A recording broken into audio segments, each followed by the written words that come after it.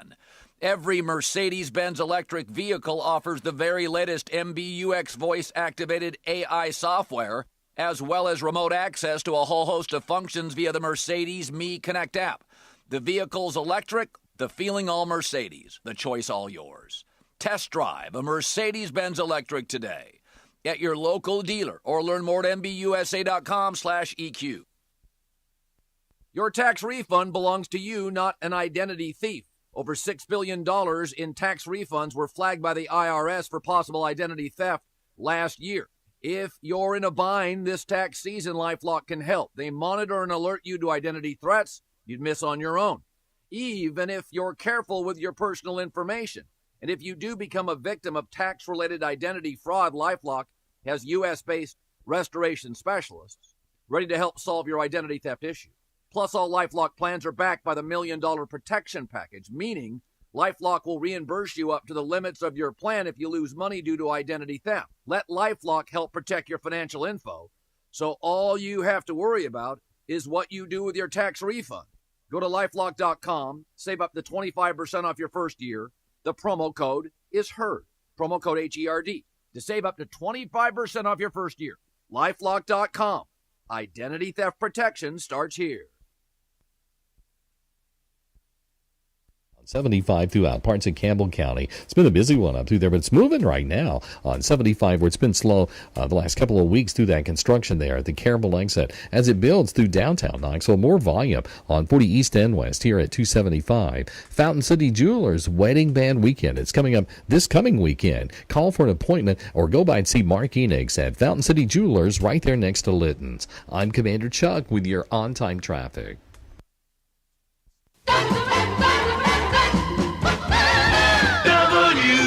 WKGN 1340, go Vols! You're tuned in to East Tennessee's premier sports radio call-in show. This is The Drive.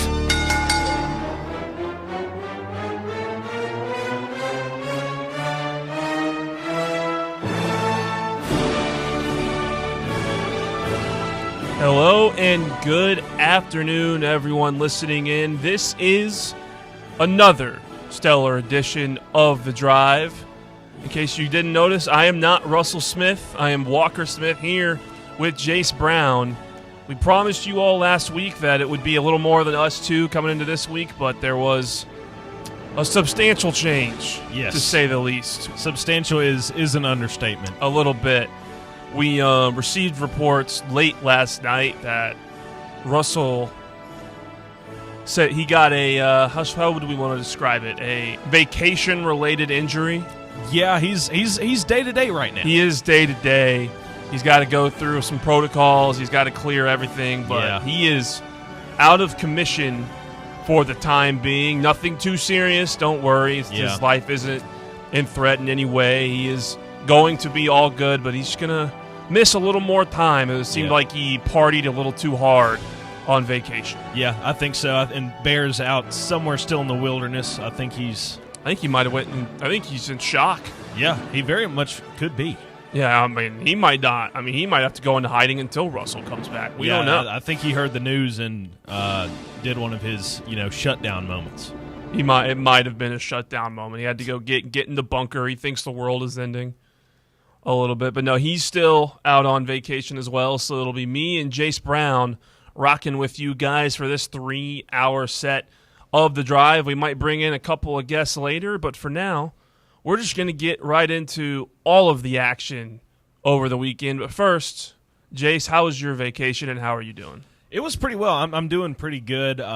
Spent a little bit of time out in the Smokies, had a little camping trip, so spent some much-needed time, off the phone, which was very helpful. You don't realize how much you use electronics until you stop using them, and it was a nice little refresh.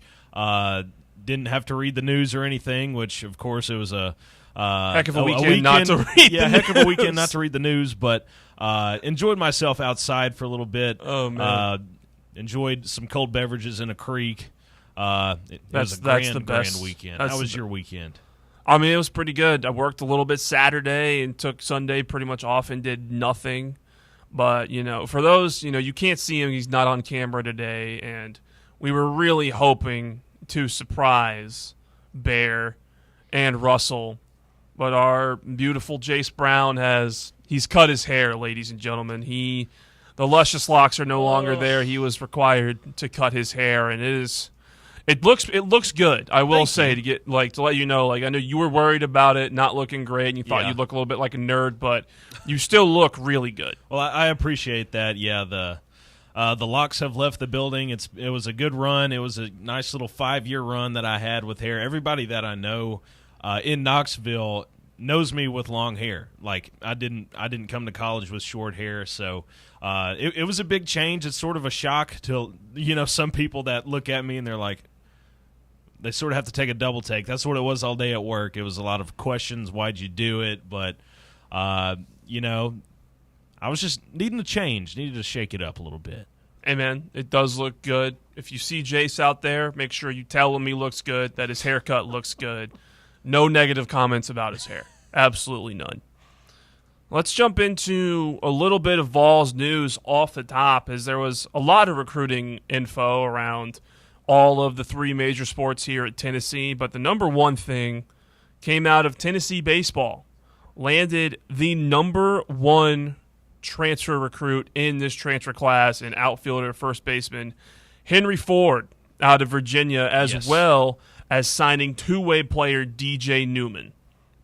Two pretty good gets for Vitello and the gang, especially Henry Ford. Yeah, Henry Ford, he was by far the number 1 guy. I think not only did Vitello want him, but of course some programs like Texas and Mississippi State, who have, Texas is a long time, standout whenever you look at baseball history there, and Mississippi State has been relevant over, of course, a few years ago, but is still a powerhouse just waiting to get back to where they were. Having a guy like that, commit. Granted, he is a huge draft risk. It's huge because not only is it saying that, hey, even if he doesn't come to campus, this guy would still rather be around this group of people than any other. I think it says a lot about Tony, and it's something that we should be excited about because if the top talents, not only in high school but in the transfer portal, want to come here, we must be doing something right up at the top. And you can't really commend Tony Vitello enough for going out and getting a guy like that. Out of the 2 prospects, I think the more intriguing is the Newman kid because he's following Garrett Wright, the catcher commitment that we got a couple weeks ago. Pretty interesting sort of prospect there because, of course, he's pitched on the mound. He made a few starts last year, was a little bit limited there, but he was second team All-MAC as like a DH this year. So, I mean, he's got some potential in the field as well. So I think, you can't really go wrong with those 2, but, having the big name, want to ring Knoxville as his home, I think that speaks a lot about where this program is. Yeah, and obviously the big name there is Henry Ford, but you're right. He's going to pose a pretty big draft risk. He's the number 73 rated MLB prospect by MLB and the number 70th by Baseball America, but he does have 2 years of collegiate eligibility left. His numbers in 2025, he hit .362 with 11 bombs, 46 RBIs, 9 doubles, and 42 runs scored.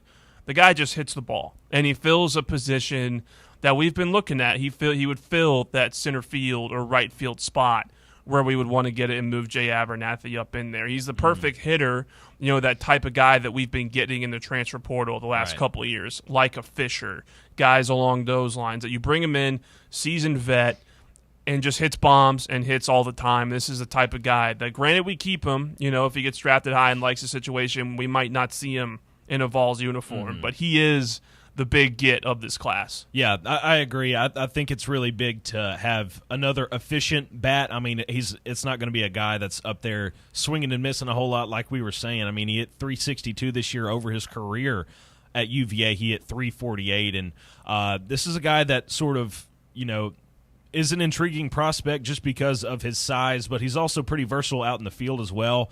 Plays most of the time out in the outfield, but did play some first base over the last couple years for Virginia as well. So, I mean, this is a guy that can take over that first base spot if it's absolutely necessary. But, you know, with guys like Levi Clark still in the infield and sort of fighting for position there, I think, you know, with how the outfield is and if he's not taken so high in the draft, he can slot right into one of those corner outfield spots and, you know, be there pretty easily whenever you look at the numbers and, of course, how highly touted he is. I mean, he's got to be the real deal. So I think him slotting into one of those corner outfield spots, maybe even center field, depending on how this roster shakes out, because like you said, Jay Abernathy sort of question mark whether we'll see him in the infield or the outfield next year.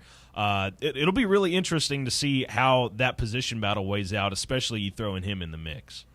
Yeah, and I mean, this guy, based on the numbers where he played, his primary position is first base, played 74 games there last year, and 34 in the outfield. That's over 2 seasons, actually. So he is primarily a first baseman, but, you know, we're probably going to have to move one of our catchers there, and I believe it's Clark or Peebles. One of them is going to have to get moved over there to play then. So Ford is 100% would be playing the outfield unless there's some more off-season shuffling we don't know about. Right. Looking into the other guy we got this weekend, he's definitely a little more intriguing, but I will warn you, you hear two-way prospect, you think, oh my gosh, this guy could be a stud on both sides of the ball. He is known more for his hitting. Yes. He'll probably come here, and I doubt we'll see him pitch very much unless we absolutely need to. He was a two-way guy at Bowling Green. He logged a couple of starts, but mainly as a DH, and played a little bit of outfield, which is where his primary position would be in the outfield if he comes here and ends up not getting drafted, which this guy, granted, is not as big of a draft risk. He probably will be here. Yes. In all likelihood. As a hitter in 25 games, he had a team-best .419 batting average with careers highs and on-base percentage with a .495, which in baseball is kind of insane when you're getting on base almost half of the time. I mean, that's what we saw from Andrew Fisher this year. His was lingering around 500 all season long, so that's a pretty huge deal, especially whenever you're looking at efficiency because, you know, we saw what Andrew Fisher was able to bring to the table. You see what a guy like Henry Ford is also bringing here. His on-base percentage is up in the 400s as well. So I think whenever you get a guy like that and you get sort of a big league-esque coach on the hitting side like Josh Elander who is able to, you know, mend these major league bats, it really brings a lot of patience to the table as well. Yeah, and this guy, like, he slugs too. He slugged .645 out there last year. So he's got the high on base and, you know, not too high for college, I would say. But, I mean, .645, you're still hitting home runs at a pretty good clip. Had about a 1119 OPS in 24 when he earned second team All-MAC. And this guy, I mean, he's a stud out there on with the bat in his hand. As a pitcher, though, he was the MAC Freshman Pitcher of the Year in 2023, earned All-American honors that year, but, you know, the numbers aren't incredible on the pitching side. He appeared in 27 games with 15 starts, had a 3.6 ERA over 85 innings. So we split it a little bit, half starts, half bullpen appearances, which, you know, if he gets in the Vitello pitching lab and with all of our coaches here, he could turn into a two-way guy if that's what he chooses to work on. Right, and it's been a while since we've seen like a true two-way player. It might have been since a guy like Todd Helton was on campus that we've seen a true two-way player. But yeah, it is him from, you know, the batting standpoint. I think it's a big positive to have a guy that gets on base because you know, this team last year had a few guys that had some good average numbers, but, you know, on base percentage was not the biggest wow factor of this team. So having another guy that can get on base and create opportunities for the rest of these guys is going to be a huge plus. But yeah, as a pitching prospect, it is a little bit intriguing just because he didn't have that much time on the mound this year. But as you know, the MAC Freshman Pitcher of the Year.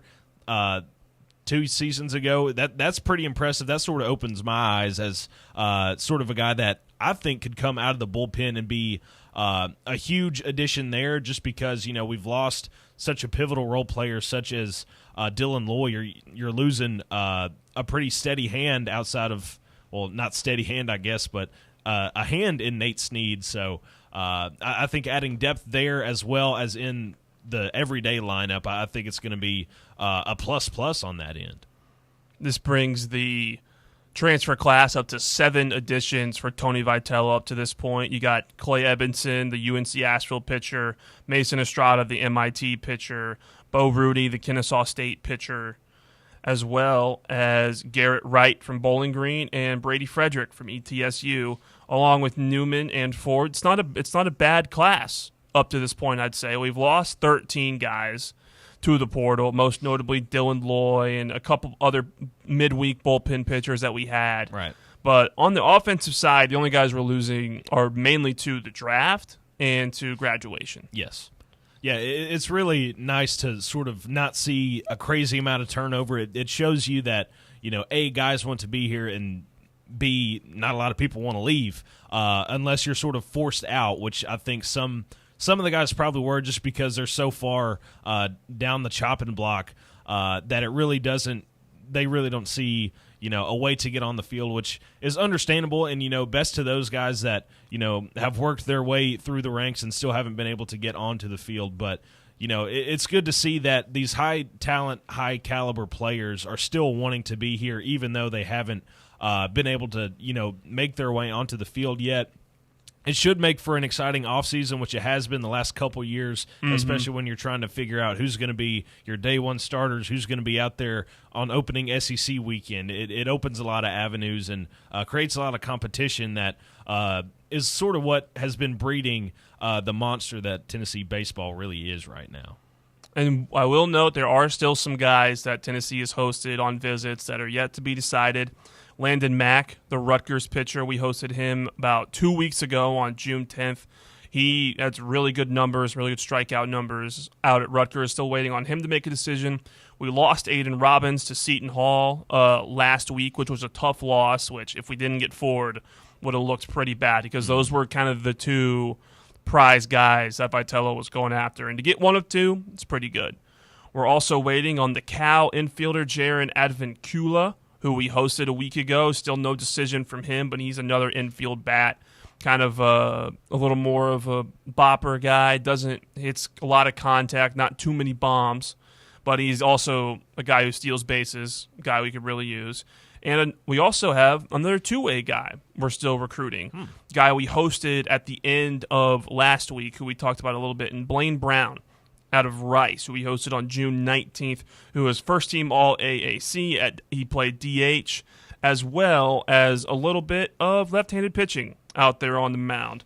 But his ERA was 20.77 in 4 1/3 innings pitched. So we would think he's more of a DH in that side. But those are just a couple of guys to keep your eyes out for. But Tony Vitello doing his thing in the transfer market, the transfer portal, bringing in guys and not losing a whole lot of them. We will keep the phone lines open this entire show. So please call or text 865-966-3435. That's 865-966-3435 to chime in on the conversation. Coming up, we'll talk a little bit about other news that went down in the weekend, including LSU winning the College World Series, some fallout and drama from that, and what that means for the standings of the best programs in the SEC. We'll talk about it coming up. This is The Drive. The Drive. Yee-haw! I've been hooting and hollering ever since I started betting with the VIP Play app. VIP Play has more than 200 leagues, every bet type you can imagine, live betting and live hosts, all with 24/7 support from real live people when you need them. Start betting better with the VIP Play app today. Don't be a better, be a better with VIP Play today. Download VIP Play today or head to VIPPlayApp.com. Make sure you use the promo code FANRUN to take advantage of their welcome bonus and so they know that we sent you. Gambling problem? Call 1-800-88-99789.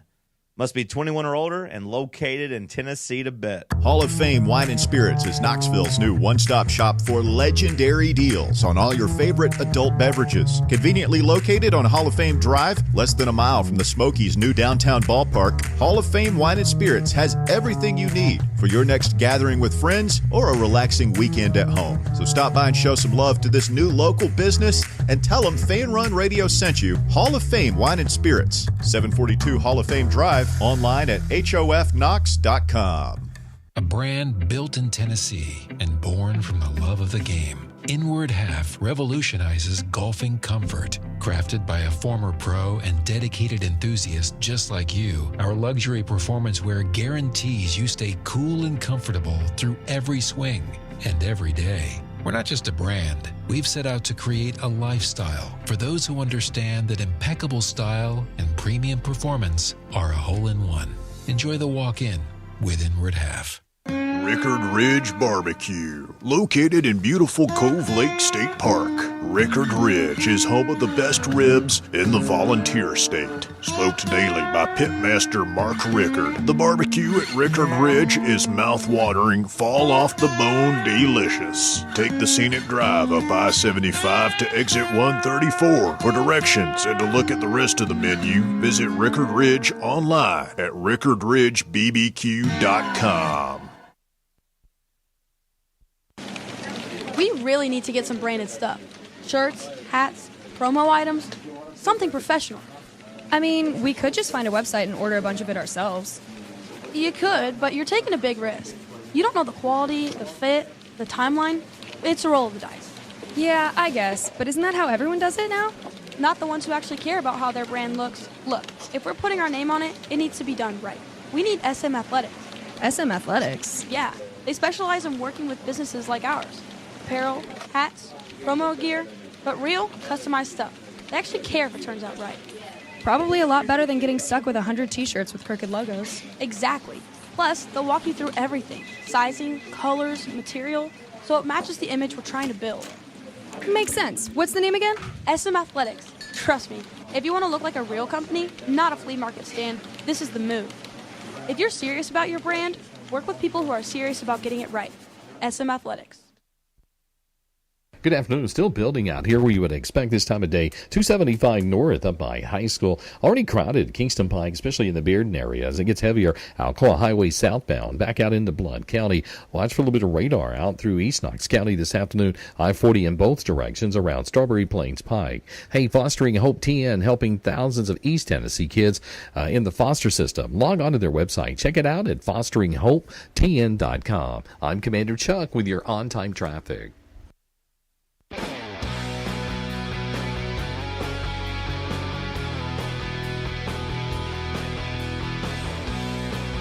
Back here on the drive, Walker Smith, Jace Brown with you for this 3-hour set on your Monday. And the end of the sports calendar in a way. The NBA wrapped up on Sunday, College World Series wrapped up, Stanley Cup wrapped up last week, and now feels like we're officially in the summer slog of baseball, some drafts, and a lot of lists. That's exactly what it is. It sort of felt pretty empty whenever I checked the log today to sort of, do some show prep for like the top 4 and top 5 and just for the show in general today without our captain manning the ship today. So, there's a lot of things to talk about that really, aren't sports news related, which will be exciting to see how we can, fill up that time. And, I know we were talking last week about, the top 25, like most important UT players for this upcoming season. I think that'll be another fun thing to dive into, thankfully, to keep the slow season rolling. But, with no, like, huge major sports outside of, baseball and golf really going on right now, it's wide open. So, just the countdown to football is officially on for me. Yeah, I mean, honestly, it was like a switch flipped. Like, yes. NBA Finals ended, and now I'm like, shoot, we got 2.5 months until football. Yes. Like, good Lord, how are we going to make it? Well, we're going to make it. We're going to figure out a way to do it. We're going to guide the ship as well as we can without Russell and Bear here for now. One of the big events that finished over the weekend. The College World Series. LSU sweeps Coastal Carolina to win their second national championship in the past 3 years. An incredible accomplishment for them as they, there were a lot of good teams in the SEC, and it felt like, I don't know if LSU kind of was under the radar of how good they were because there was a lot of noise, obviously, around Tennessee, a lot of noise around Arkansas. Yeah. Number 1 and number 2 teams in the country in Vandy and Texas were there pretty much most of the way. And then LSU kind of just sneaks up on everyone, makes it to Omaha. Everyone kind of feels like it's Arkansas's year. And let me phrase it, they didn't sneak up on people. Everyone knew they were good. Yeah. It's just they didn't seem like the cream of the crop in the SEC, and they're the ones standing on top of the mountain. Yeah, it was a really weird Omaha this year because, like you said, your number 1 and number 2 teams both didn't make it. So that was a little odd because usually you like to see a lot of those nationally ranked teams get there, and I think it was like either half or just 5 of the 8 up there, which last year we had 7 of the 8 teams in Omaha were top 16 teams, and out of the SEC. I mean, going into Super Regional Weekend, I was expecting, probably outside of us of course, if it didn't be us, it was probably going to be Arkansas to take it. I thought that this was sort of their year. They looked really good against us, and they just fell short where they couldn't have against LSU. And LSU has just been so consistent over the last however many years you want to look back since the 90s. Mm-hmm. They have become just an overwhelming powerhouse. They've won like 6 national titles in the last 30 years. That program is a monster right now. But it sort of did feel like we did sleepwalk through Omaha, and it felt like, LSU just was sort of the team that was destined to end out on top after that first game against Arkansas. You sort of feel bad for Coastal Carolina because they had the best record going into Omaha this year, and of course they make it to the finals, which is pretty crazy to make the College World Series final the 2 times that you've been to Omaha in your program history. That's pretty special. So congrats to them on a great season. But it was just a weird one. It was a weird mix, especially on Sunday whenever you see the ump show in the first inning, and then LSU just sort of overwhelms them early, and just no matter how hard they tried to claw back, Coastal just could not get back into it. It was just a weird mix this year in Omaha, and it felt a little lackluster. Yeah, and part of that, to be honest, we're both homers. Tennessee wasn't in Omaha, so It was a little bit harder to watch from that end. But also, ESPN really promoted it. Like, the College World Series was on ABC, like the same channel that the finals were on a couple hours later, which was pretty crazy that they're kind of giving it the kind of finals treatment, the World Series treatment, the playoff treatment, about all that stuff, which was cool to see.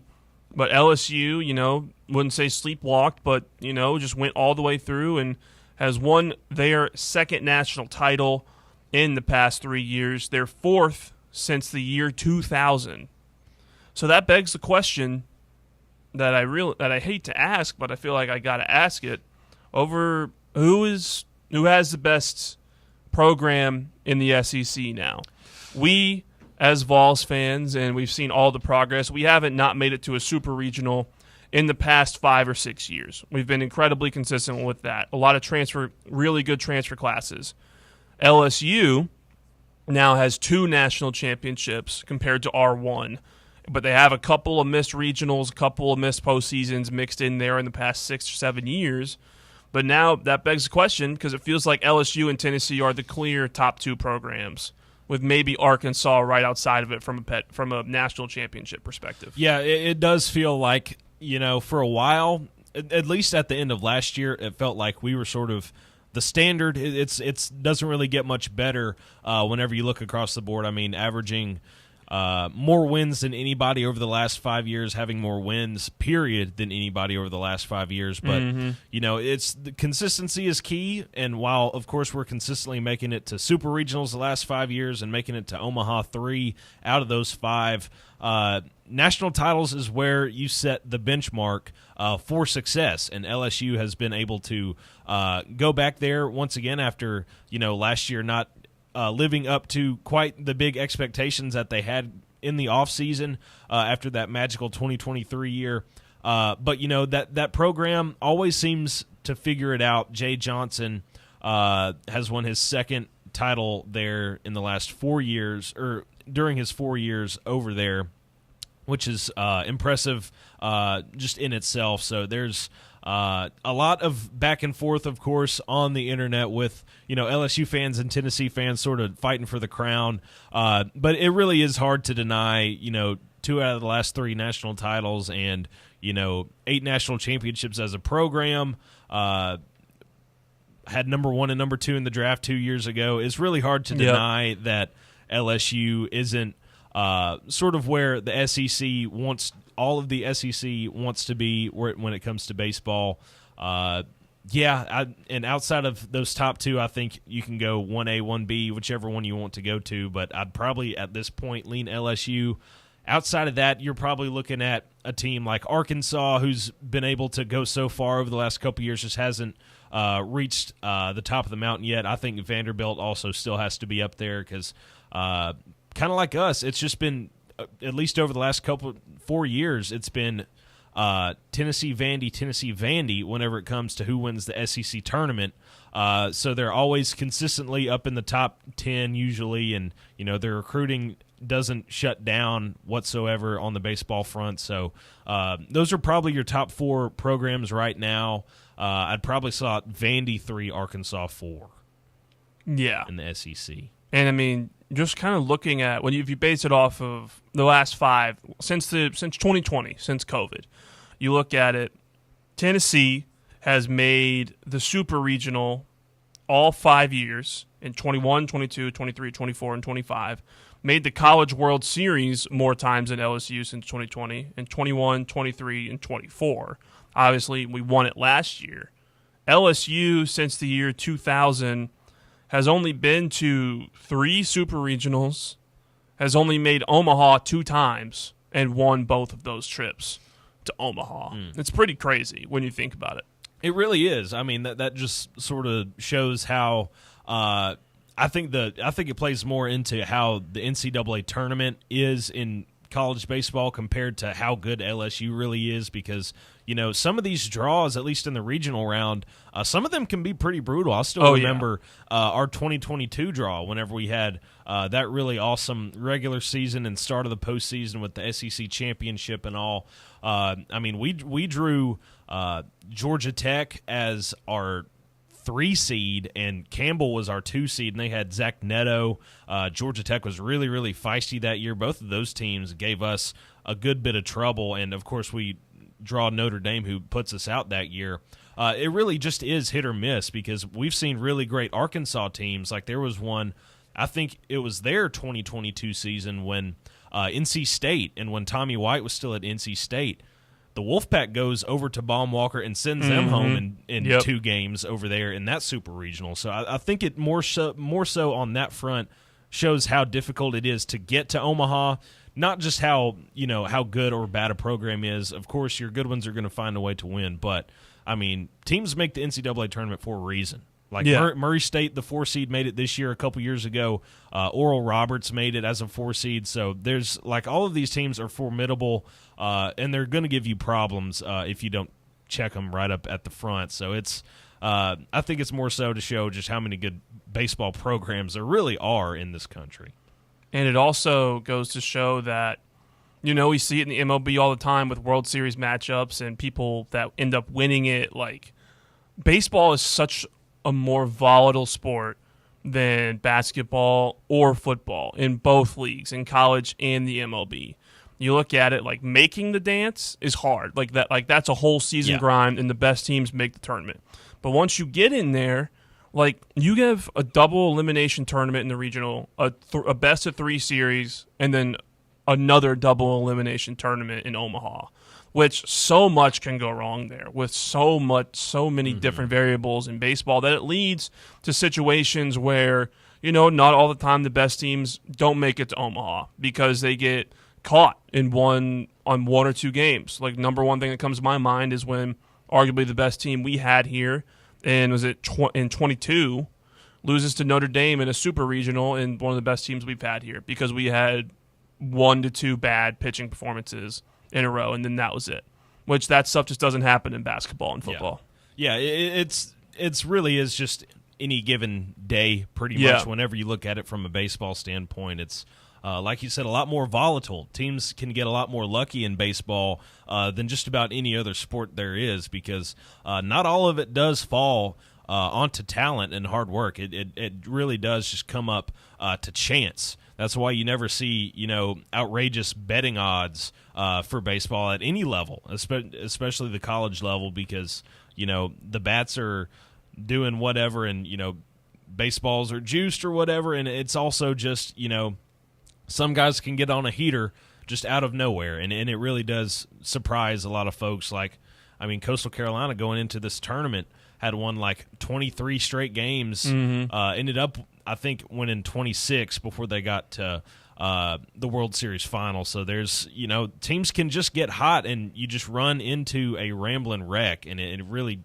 can off-put a lot of hard work and talent like we've seen over the last couple of years. Yeah, and another game that exemplifies that, which I can't believe didn't come to the top of my mind, was the Arkansas-LSU game that LSU won to get into the College World Series final. Were you able to watch that, or were you camping? I was camping. I was not able to watch that. Did you see what happened? Any of that stuff? Did you look at any of the clips from it?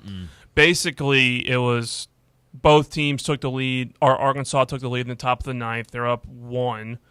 They're up 1 going into the bottom of the ninth, and they have 2 errors pretty much, 3 boneheaded plays that leads to them losing. It's one of the worst collapses I've seen on a baseball diamond in a long time. Take a chance and go look at that. Like, a guy drops a ball in left field. Wahia Aloy, could have turned 2 to end the game. Instead, got the lead runner at third. And then on the final play that ended the game, guy has a liner up the middle that a guy gets the gloves on and just goes through. Like, it's stuff like that that just makes it. It's hard for the best team to win all the time in baseball, and that's just how it is. And speaking of the College World Series, a little more drama from there regarding Coastal and some upset feelings where their first base coach and their manager, head coach, got thrown out in the first inning of a national championship game, which frankly shouldn't happen. That was absurd. It's the first inning. Emotions are going to run high, and the guy comes out and just says that you missed a couple calls. Like, it feels like you shouldn't be kicked out in that scenario. Yeah, it really does throw things off, especially whenever you think about being Coastal and what sort of pressure they were under, just because, of course, previous night they lose a game and go down a game in the World Series, and your back is against the wall. It is officially win or go home. And, first inning, usually you have a little bit of a leash with coaches and what they can and can't say. I really doubt that what Coach Schnall said for Coastal really deserved an ejection, especially in the first inning. It really does, show that, some of these umpires, they think it's their World Series too. It's not just about the players, it's about the umps too. So, that was absolutely bananas. That was sort of put them behind the 8 ball, and they just couldn't claw back out from under it, and it really did offset a lot of things. It really feel bad for those kids on that front because, they lose the 2 guys that are, around them probably more than most of that coaching staff, a guy that's coaching first and, one of your lead assistants and your head ball coach. Whenever that happens, usually great things don't follow. We've seen what happens, at least on our front, whenever Coach Vitello isn't there. It's usually not a great ending there. So, it really did throw them off from the start. And I really do want to know what he said that off-put them bad. I can tell you what he said. So he missed 3 pitches or something like that? So basically what happened was it was top of the first, a guy for LSU steals a base, and the first base coach was, what was his name? I was blanking on his name. Matt Schilling comes out of the dugout and puts 3 fingers up at the umpire and gets kicked out for it pretty much immediately, saying you missed 3 calls. The head coach, Kevin Schnall, walks out onto the field and is like, yo, why did you kick him out? Like, I didn't hear a warning. There's 25,000 people here. Like, what's going on? And he says, well, he was arguing balls and strikes, and you can't do it. Where Schnall looks at him and pretty much says, well, you've missed 3 of them, and then he gets kicked out. So he was defending his coach, and he got kicked out. Yeah.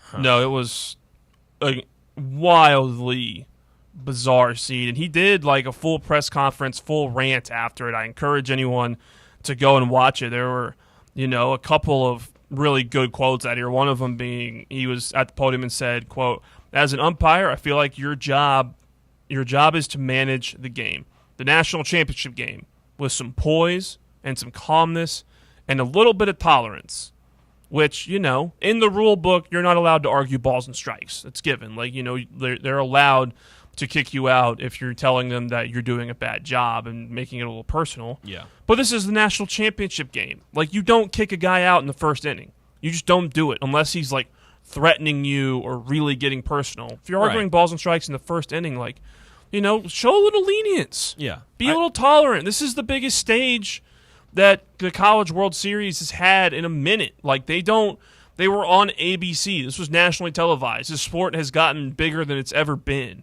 And that's what the guy decides to do. It was pretty appalling. Yeah, it was a quick trigger for sure. Like, I'd understand if we saw, a classic Tony Vitello chest bump, on one of the umps out there, but we didn't.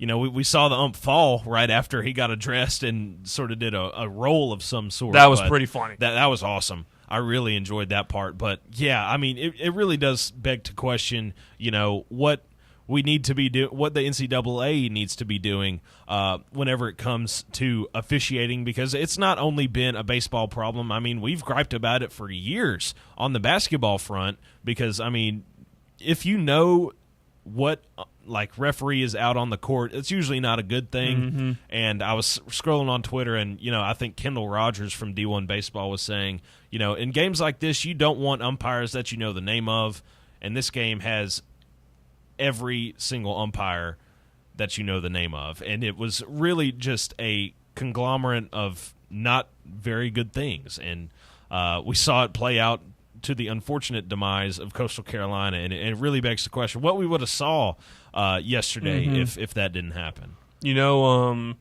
Schnall and Schilling both get a suspension to start next year too. Yeah, so Schilling has a 1-game suspension, and Schnall has a 2-game suspension. Yeah. Start the 26 series, and Schnall said straight up in his presser, like, I bet they're going to look at this and they're not going to keep us suspended, was pretty much what he said. Like, he doesn't think the suspension's going to hold up because of how egregious it was for them to get thrown out for, quote, prolonged arguing, as the NCAA says in the handbook. It was just a wild situation on a wild day, LSU, 2 and 3 years, tough to argue at this point. We'll take a little golf clap for him. We'll take a quick break. More of The Drive coming up next. The Drive. Hey Knoxville, Surfside iced tea and vodka made with real brewed tea is only 100 calories, 2 grams of sugar with no bubbles and no troubles. That's right, 0 carbonation, so it's easy to sip and enjoy. Headed to a game day or party at a friend's house? Bring an iced tea or lemonade variety pack from Surfside or try their green tea and new raspberry tea vodka. Find the can with the sunset stripes this season. Surfside iced tea and vodka. Sold at bars, restaurants, and stores near you. Surfside iced tea and vodka. Sunshine in a can. Must be 21 or older. Enjoy responsibly. We make it easy to save money. Get access to thousands of discounts on shopping, dining, and travel with the C&B Plus Perks account. It's a powerful new way to save money with roadside assistance, cell phone protection, identity theft protection, and credit monitoring. Banking at C&B has its perks. Call or stop by a branch for more details. Citizens National Bank. Banking never felt so good. Member FDIC. Your smile is one of the first things people notice, so why not make it unforgettable? At Knoxville Smiles, we believe everyone deserves a smile they're proud to show off, whether it's time for a routine checkup, a professional cleaning, or something more advanced like teeth whitening or veneers. Our expert team is here for you. We use the latest technology to provide the highest quality care in a comfortable, friendly environment. At Knoxville Smiles, we don't just treat teeth, we treat people. Our goal is to make every visit as stress-free and pleasant as possible.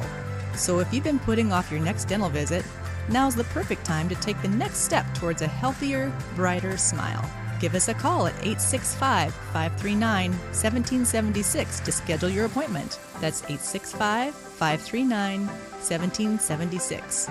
Or visit us online at knoxvillesmiles.com. Smile brighter with Knoxville Smiles. Located in Knoxville's historic Old City, Barley's offers great food, live music, the best draft beer selection in town, and now your new favorite place to watch sports. Their indoor projector is perfect for any weather, and they've revamped their upstairs area with more TVs to take in all of the action. Their menu features hand-battered chicken tenders, juicy burgers, fresh salads, and the tastiest pizza in Knoxville. You can enjoy their happy hour drink specials daily from open until 6 p.m. Barley's Tap Room and Pizzeria. Are you looking for a treat that will knock it out of the park at the next watch party? Just like your favorite baseball team, Crumble brings the best lineup week to week with an expanded roster that includes key lime pie, strawberry cake, or my personal favorite, Monster featuring M&M candies. Let Crumble treat you to the best cookies in the game. Download the Crumble app and start earning rewards. You can even vote monthly on what flavors you would like to see at any store of your choice. Warmer weather is here, so get to the ballpark, but don't miss the cookies. Yeah, it's another day, but what kind of day is it really? A day of doom scrolling? Laundry day? Nah, it's a White Claw day.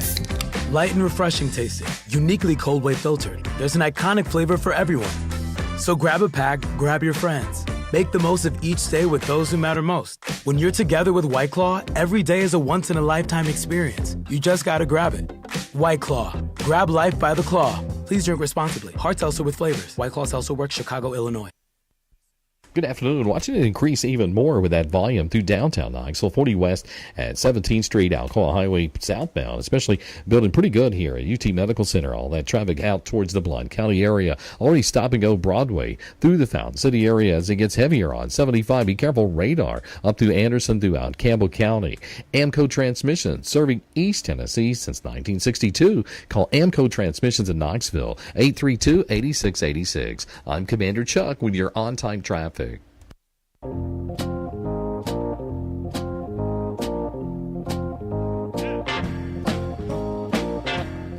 Welcome back to The Drive. Putting a cap on the 2025 NCAA baseball season. Choked my words a little bit there. A couple other news and notes that are relevant in Tennessee's world. Liam Doyle sadly lost out on his Golden Spikes bid to Wahia Aloy, who ends up winning the 2025 Golden Spikes Award, which, I kind of felt like it was an outside shot for Doyle to win that award just because the history of the Golden Spikes pitchers, they normally don't win that award. I believe it's single-digit number of pitchers have won that award in its history. And it's Wahia Aloy walks away with it. Liam Doyle is going to get all the honors he's already gotten, but still a little upset that Doyle didn't get that one pulled in, which it just sucks. I really wanted a Golden Spikes winner, to be honest. Yeah, it would have been really nice, but it really is hard for pitchers to break into that award, especially to become a finalist. Like seeing Luke Hoshaver back in 2005 also make a finalist list alongside Doyle. I think it only speaks to how impressive of a season Doyle had, and it's not like he didn't win every single National Pitcher of the Year award across the board, and SEC Pitcher of the Year. I mean, he's an All-American. He's gonna go in like the top 10 of this draft. I think that's pretty undeniable. Just to see how great he was this season, set the single season strikeout record for UT. It was an all-time great season from Doyle, and missing out on this award, which is just for it's all-encompassing. It doesn't matter what position you play. I think missing out on that, but coming in the top 3, I think it just speaks volumes to what he did this season. Yeah, and just trying to go through it. The last pitcher to win the Golden Spike Score was another Arkansas player. Do you remember who it was? Kevin Kopps, if I'm not mistaken. Yeah. Yep. Kevin Kopps in 21. Brendan McKay in 2017, who also played first base. A.J. Reed for Kentucky in 2014, who also played first base. Trevor Bauer won it in 2011. Strasburg won it in 2009. Price, some other guys, Tim Lincecum.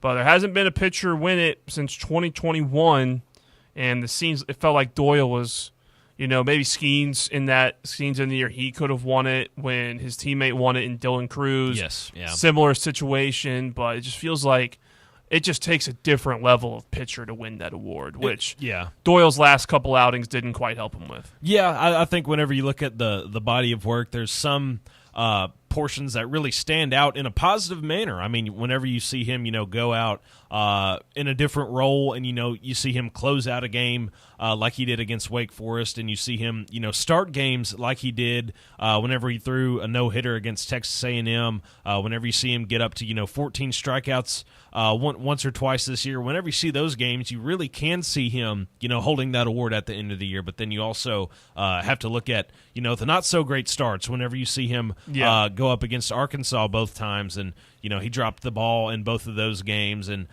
some other instances like that, it really is hard to see him, overcoming, those bad ones, because when he wasn't on, you could really tell. But when he was, it was something special. But again, I think it goes back to not having to hang your head about it. I think, still being a top 3 player in the country this season, regardless, is pretty special, and it's really easy to see that how he could have won it. But you also understand that Vahiva Aloy was probably your best player this season. Yeah, and I mean, it helps. He made it to Omaha when the other 2 finalists didn't, beat one of them on the way there, and Arkansas was, like you said, kind of Doyle's boogeyman that he just couldn't get over the hump against. But he's still going to go down as one of the best pitchers to play here, especially in the Vitello era. First-team All-American, SEC Pitcher of the Year, a couple other Pitcher of the Year awards in there. The final number for pitchers that actually have won, I believe it's 16 pitchers, including a couple that played both ways, have won that award since 1978 when it first got implemented. So it's really hard for pitchers to win that award. But, shout out Liam Doyle. We're going to miss him. I just wish he had gotten that one.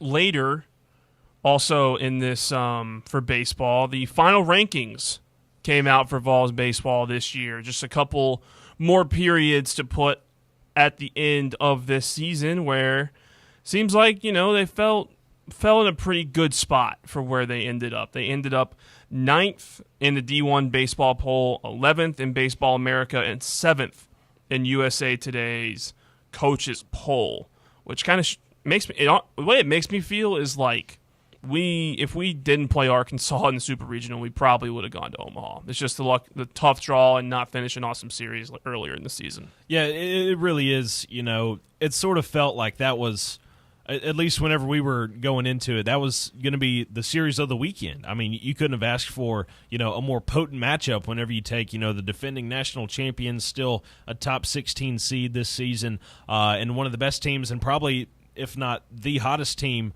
in the SEC and in baseball at that point, was Arkansas. You really couldn't have asked for a better matchup from that standpoint, and it digs deeper than that, of course, with Vitello and his tenure there, and Dave Van Horn and their history. So, I mean, if you don't see Tennessee run into that machine when it was running, you probably see us in Omaha. I'm not sure if we would have made the championship series or not, but, I mean, it was just going to be another notch on the belt for Tony Vitello. But it really does go to show how, where this program is, and, where excellence is now a standard. It's not just, a happenstance. It is what Tennessee baseball is going to be for quite some time, and I don't see that really changing anytime soon. And, yeah, it really was just a buzzsaw that we ran into, and unfortunate that we couldn't have seen that matchup go down in Omaha. Kind of wrap up the hour from what we started with at the top. You're right. I mean, as Mike Tomlin said, the standard is the standard, and that's kind of where we're at Tennessee. The standard is a super regional at this point. We haven't not made a super regional since the pandemic, and that's just kind of what it's going to be from now on, which is a great expectation to have. But, we are going to expect results. And those results coming in for this class next year, we got a lot of highly touted recruits, but there are a lot. This portal class and this class going into next year is just a different level. Our friend Ryan Schumpert put out a tweet a couple hours ago. We have 4 draft-eligible portal additions coming into this year. 2 key JUCO commits, number 1 prep class. And there's just a lot to look forward to for this Vols team. Granted, we're probably going to lose some guys out to the draft in the next couple weeks. That's going to happen, but future still looks high for this baseball team to kind of put a bow on it following the College World Series. Yeah, it really is a positive thing. Even if we don't see a couple of these guys make it to campus, which, inevitably we're not going to see a couple guys. I have just an intuition that Henry Ford is probably not going to make it to campus, but you look at the recruiting outside of those guys that are in that MLB Top 100 prospects. A lot of those guys are going to end up coming to school here, and it's really going to be a positive impact, especially whenever you look at how Tennessee's been recruiting. They've been top 2 recruiting classes. It feels like the last 3 or 4 years, right up there with the likes of LSU whenever it comes to baseball recruiting, and to be up there with the crew that just won their second national title in 3 years under their head coach. It really does show where this program is. I think there's a lot to be excited about, a lot to be pumped about. I'm really excited to see how Vitello really dives in, even further into this offseason, especially with a JUCO guy like Myatt, who just got announced as the National JUCO Player of the Year there as well. His numbers are insane. Yes. Well, that's talking Tennessee baseball for the first full hour of the show. We got a lot more to get to coming up in the next 2, starting with the top 4 at 4 coming up at the top of the second hour. We'll be right back. This is The Drive.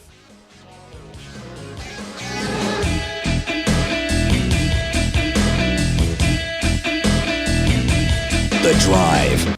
Ready to launch your career? Axel Logistics is a leading third-party logistics company where excellence is an energy. With an award-winning culture, Axel proves that positive outcomes come from a positive environment and a work hard, play hard mentality. At Axel, the drive for success is infectious. And with an uncapped commission structure, hard work isn't just noticed, it's rewarded. For those with big goals and even bigger dreams, Axel Logistics is the place to start your career. This is Coach Josh Heupel. In football and life, you need a solid defense to protect what matters most. That's where Farm Bureau Insurance of Tennessee comes in. Score peace of mind with Farm Bureau Insurance, the official insurance of the Vols.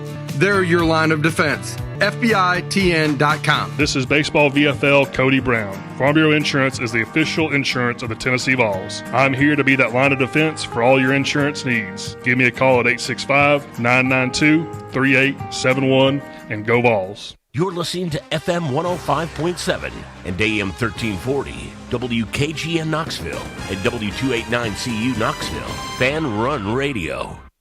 Hey, Pack Rat. Yeah, you. Are you moving cross-country and you just don't know who to call? Call us right now. Listen, you've probably seen one of our containers in your neighborhood. But did you know that we can help you move anywhere in the United States? It's real simple. We'll drop a container off at the location you tell us to bring it to. You pack up your valuable possessions at your leisure. They stay safe right in your home. And when you're ready, call us. We'll come and pick up the container and give you a scheduled date of when your furniture and the other possessions will be at your new home. So if you're moving across country or across town, be a Pack Rat. Join the Pack Rat family. Call Pack Rat right now for your free quote. See y'all later, Pack Rats. Call 800-965-1298. 800-965-1298. 800-965-1298. That's 800-965-1298. National Bank. We make it easy to save money. Get access to thousands of discounts on shopping, dining, and travel with the C&B Plus Perks account. It's a powerful new way to save money with roadside assistance, cell phone protection, identity theft protection, and credit monitoring. Banking at C&B has its perks. Call or stop by a branch for more details. Citizens National Bank. Banking never felt so good. Member FDIC. We really need to get some branded stuff. Shirts, hats, promo items, something professional. I mean, we could just find a website and order a bunch of it ourselves. You could, but you're taking a big risk. You don't know the quality, the fit, the timeline. It's a roll of the dice. Yeah, I guess, but isn't that how everyone does it now? Not the ones who actually care about how their brand looks. Look, if we're putting our name on it, it needs to be done right. We need SM Athletics. SM Athletics? Yeah, they specialize in working with businesses like ours. Apparel, hats, promo gear, but real, customized stuff. They actually care if it turns out right. Probably a lot better than getting stuck with 100 t-shirts with crooked logos. Exactly.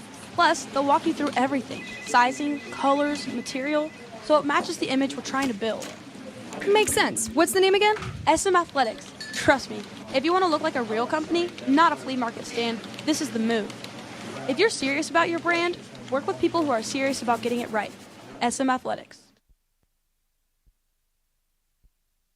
Good afternoon. Traffic's busy through downtown Knoxville, right on schedule as we check it out live. 40 West here at Alcoa Highway. Alcoa Highway itself has picked up, especially this time of day, headed past the airport there out through Alcoa into Maryville as it gets heavier now over here at John Sevier and Asheville Highway. Fountain City Jewelers Wedding Band Weekend. It's coming up this coming weekend, as a matter of fact, June 25th through the 28th. Call Fountain City Jewelers right now for more information. I'm Commander Chuck with your on-time traffic.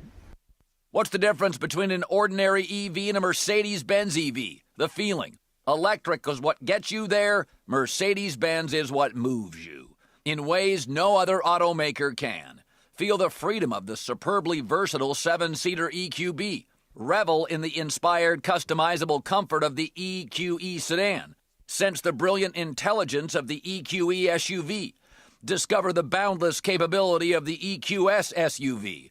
And luxuriate in the flagship meets spaceship magnificence of the EQS sedan. Every Mercedes-Benz electric vehicle offers the very latest MBUX voice-activated AI software, as well as remote access to a whole host of functions via the Mercedes Me Connect app. The vehicle's electric, the feeling all Mercedes, the choice all yours.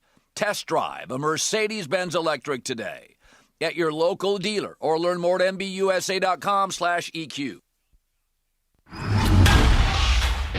It's time for the Drive's Top 4 at 4.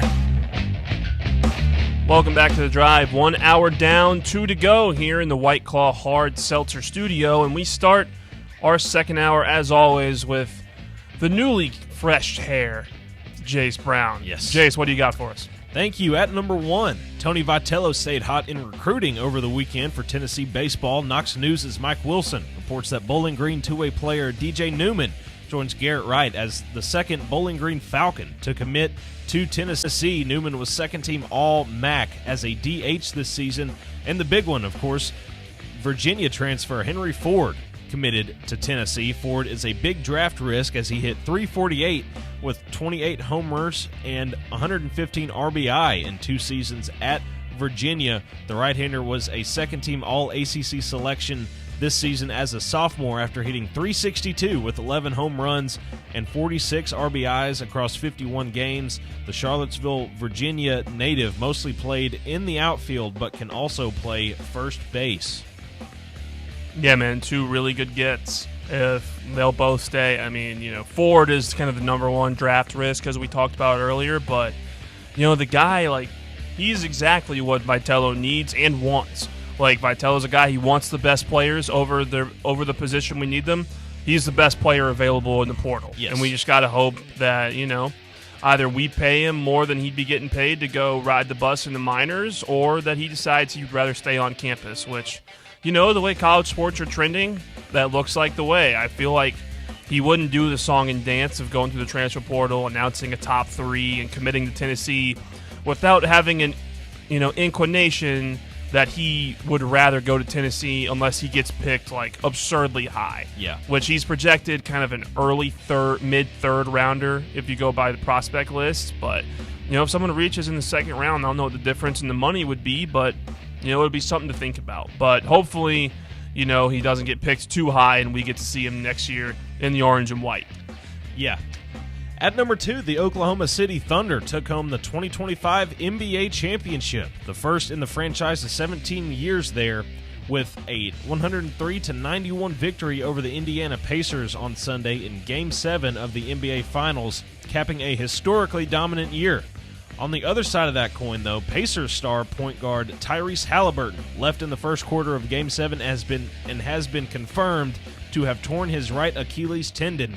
The injury puts his status for next season in jeopardy.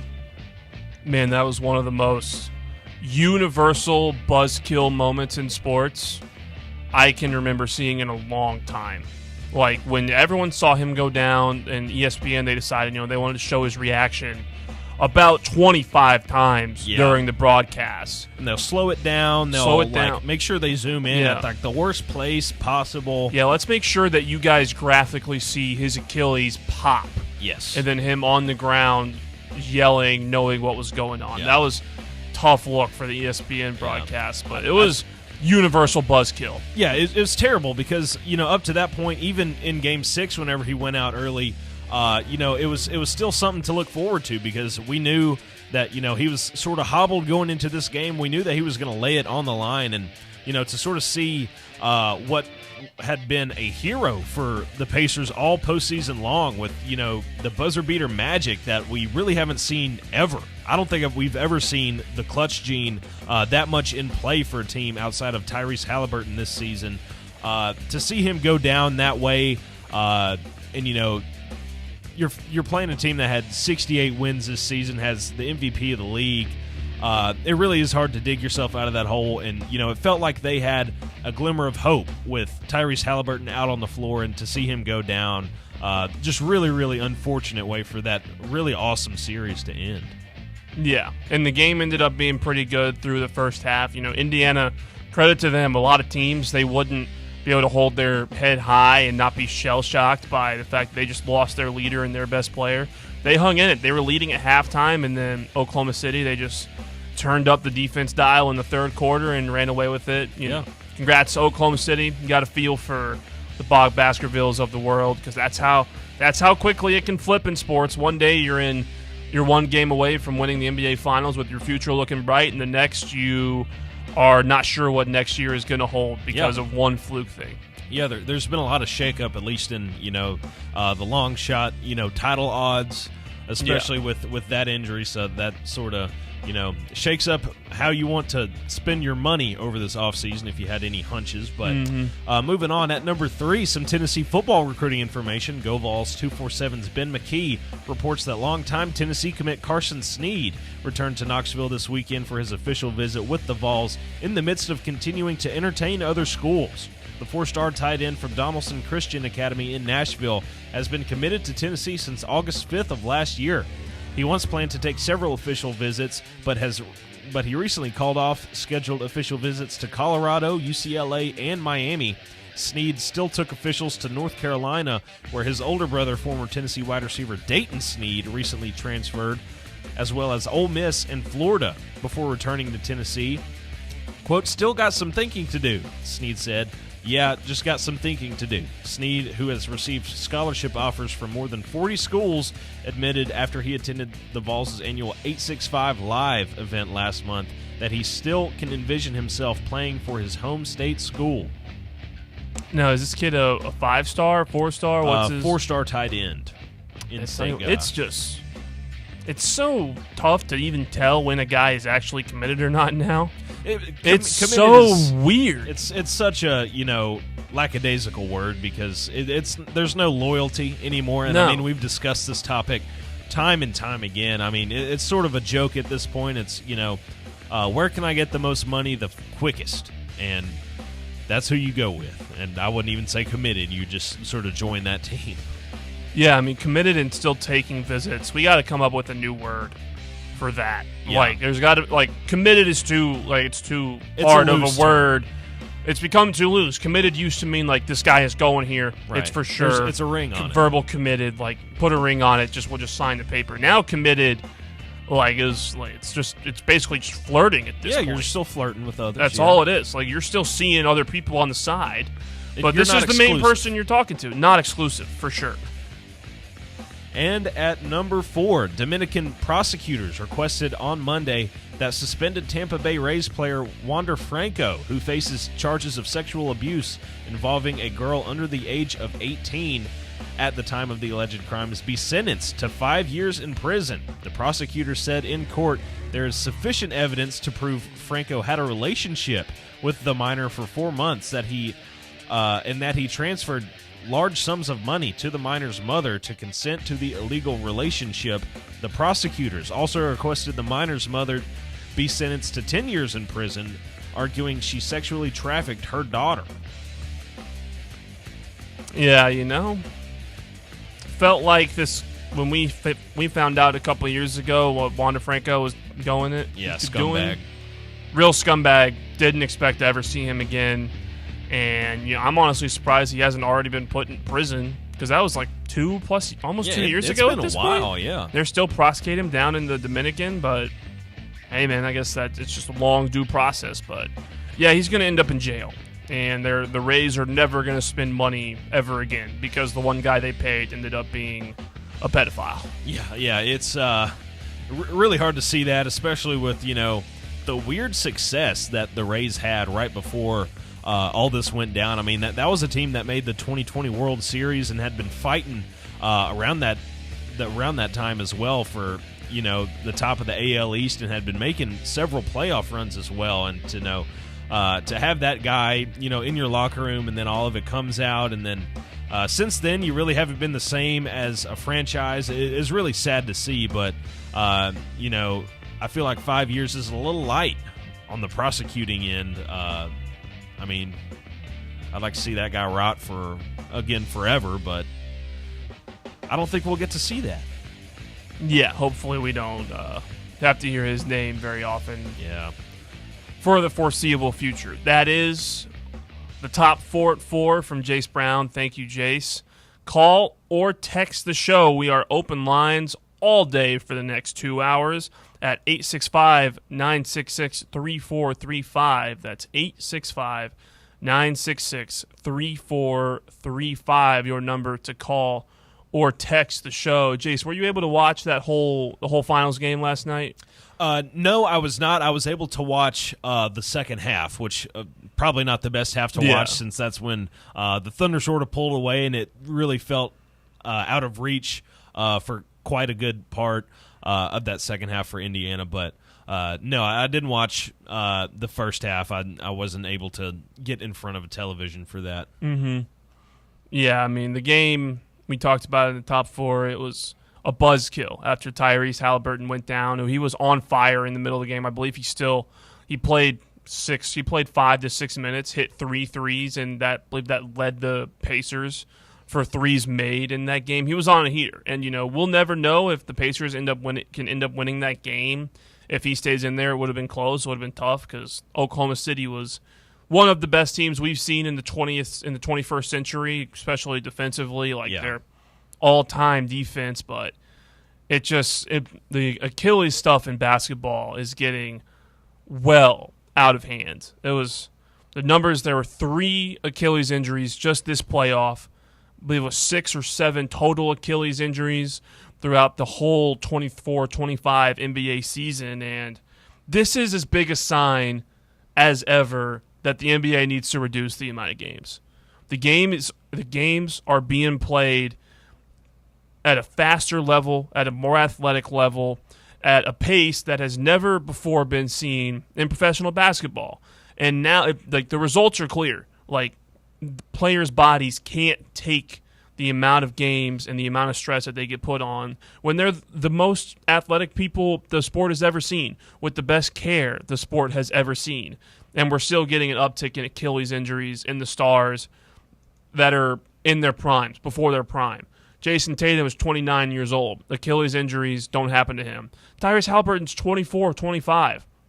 Achilles injuries shouldn't happen to guys that young. Same with DeJounte Murray on the New Orleans Pelicans. Or like these guys, they shouldn't be getting these Achilles injuries because it used to be it frankly was an old man injury that would happen to older guys who had their bodies worn down. But now, guys in their prime, they're too young, are getting this injury, they're tearing their knees up, and this should be the telltale sign that the league has to lower the amount of games, which sucks that this is the main thing that comes out of this when Oklahoma City just won a championship. Yeah, it's it really is an intriguing sort of way. I never even thought about that because it felt like it's been a really, really long time since they implemented the 82 games. And, outside of the strike back in the 90s, we've seen 82 games every single year outside of COVID, which, has been pretty remarkable. And, whenever you look back at how a lot of these teams have unfolded, it's really been who can outlast everybody. And, some of that does come down to luck, but part of that this year was, just how efficient the Thunder were this year. I think they were one of the best point differential teams ever, if not the best, looking back at it, which is pretty remarkable as well. But, I think 82 games has really started to put a wear and tear on these guys. And the only question for me is, how would you change that when a lot of these guys are or when there's a lot of these older guys that have, set these records, like the LeBron points record, which is I'm not sure if it'll ever be touched. The Steph Curry threes record, which could also not be touched. How are we going to see guys compete with this last era of, what feels like superstars? Whenever you look at guys and can just point out who these guys are, how long are we going to see until that no longer becomes a thing because, there's limited action and there's not this many games to be able to put up this many points or put up these many threes? Yeah, the records thing, that'll have to get figured out by, the Hall of Fame, the league who keeps records. And, we're kind of seeing it in the NFL too, where they keep extending games when Saquon just rushed for 2,000 yards in an 18-game season, did it in 17 games, but still. Derrick Henry rushed for 2,000 yards in a 17-game season. I believe that might have been 16, 17 games where it's guys back in the day like Jim Brown and, O.J. Simpson, they did it in 13 games, which it's a similar type of thing where, these records stand, but there's asterisks on them. But that stuff can get figured out, whereas 82 games, it's clear through, teams resting their guys, stars getting hurt all of the time, that this is hurting the product. And you don't want, the finals to be decided by injury, which is what has happened the past, couple of years. Like this season, the playoffs were really fun. It was an awesome finals. And then in what was going to be a historic Game 7, the guy gets injured. Tyrese Halliburton gets injured. In a really good series between the Knicks and Boston Celtics, that was one of the best series of the playoffs, got ruined because Jason Tatum suffers an Achilles injury that shouldn't happen to someone that young. Last year, Boston, they had a ride to the title because a lot of the teams they played were hurt. And it just kind of makes the playoffs not as fun when you're relying on injury luck and a lot of that stuff for your product, which you can fix easily by just reducing the amount of games. Yeah, it is an intriguing argument there just because, when you look at quality of product, it feels like the NBA has sort of tailed off compared to, how the NFL has adjusted. And, I think the NFL has gone about it a really great way. They, even though they did add an extra game, like you were saying, it's not taking away from the product just because, with a shorter season, of course, and more wear and tear on your body as a football player, it's a little bit harder to give up on those games. And, whenever you get an extra one, that's just an extra opportunity to get into the postseason compared to, whenever you're playing 82 games a year. It's really easy to not try for a couple of extra games whenever you're at that level. So I think that is a really intriguing argument there. But something about it just irks me, like going away from that, even though it is tried and true. But I mean, like you're saying, the product has, fallen off a little bit. I think you've lost a lot of a fandom because, a lot of these guys are taking rest days. I mean, example or Exhibit A, Joel Embiid. I mean, he misses, even when he's healthy, he misses probably 20 plus 30 games during those seasons, even whenever he was MVP.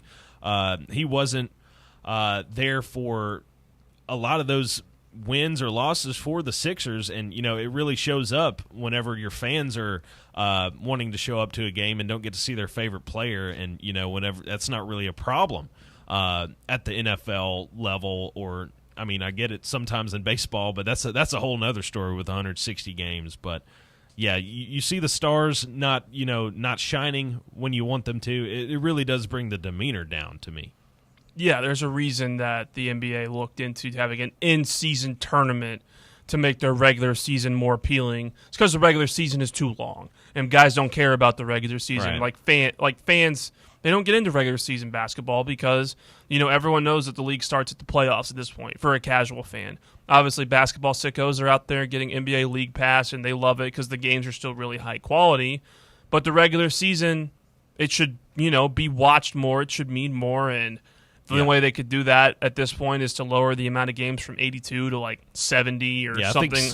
70 is about the number I kind of feel like would be right. Yeah, trying to eliminate back-to-backs. Yeah, it's a round, even number. It's not like a weird number, kind of like with baseball, like 162. It's just a weird one, but you only know the number because it's associated with baseball. I get that, NBA sort of lines up with hockey on a lot of ordeals, whether it be scheduling and stuff like that. They also have an 82-game season, so I understand that from a TV standpoint and all that. But whenever you look at the quality of product and you see that at least the ratings numbers for the NBA have been nowhere near where they were back in the 90s, and especially in the 2000s, you sort of have to take a step back and look at your product, and you have to dissect what's positive and negative for the future of your sport.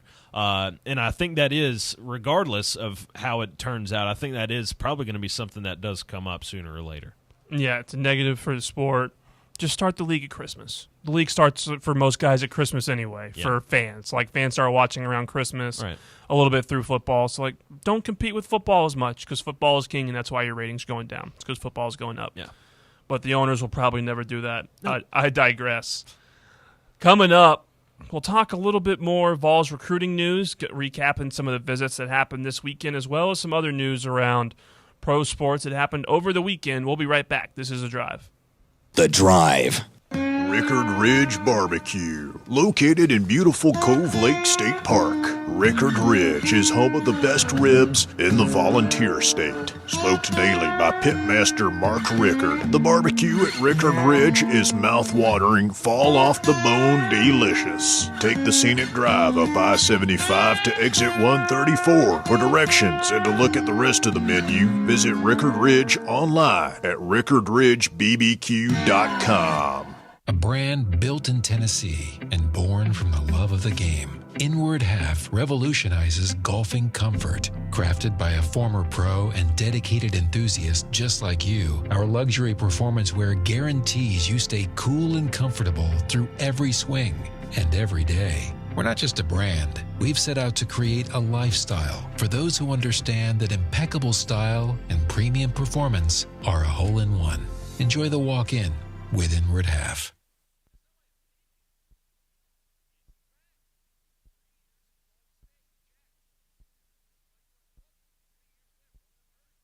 This is Coach Josh Heupel. In football and life, you need a solid defense to protect what matters most. That's where Farm Bureau Insurance of Tennessee comes in. Score peace of mind with Farm Bureau Insurance, the official insurance of the Vols. They're your line of defense. FBITN.com. This is Baseball VFL Cody Brown. Farm Bureau Insurance is the official insurance of the Tennessee Vols. I'm here to be that line of defense for all your insurance needs. Give me a call at 865-992-3871 and go Vols. Barley's has live music on weekends, general team trivia on Wednesday nights at 8 p.m., and now live sports trivia courtesy of the Knoxville Trivia Guys every Thursday night upstairs. The game starts at 7 p.m. and is free to play for everyone, so head on down to the Old City and show off your sports knowledge and win gift cards to Barley's. Use those gift cards to buy some delicious food and drinks, and you can take it all in with their wide selection of TVs and indoor projectors. Barley's Tap Room and Pizzeria. Ready to launch your career? Axel Logistics is a leading third-party logistics company where excellence is an energy. With an award-winning culture, Axel proves that positive outcomes come from a positive environment and a work hard, play hard mentality. At Axel, the drive for success is infectious. And with an uncapped commission structure, hard work isn't just noticed, it's rewarded. For those with big goals and even bigger dreams, Axel Logistics is the place to start your career. Running a business, coaching a team, planning your next big event, you need more than just gear. You need SM Athletics and Logo Solutions. Custom uniforms, branded apparel, promotional products, done right, done fast, and built to show off your brand with pride. From local businesses to high schools to major universities, SM Athletics is trusted by winners. Get real service, get real quality, get noticed. SM Athletics and Logo Solutions, where your brand comes to life. Visit smathletics.com and let's build something great together.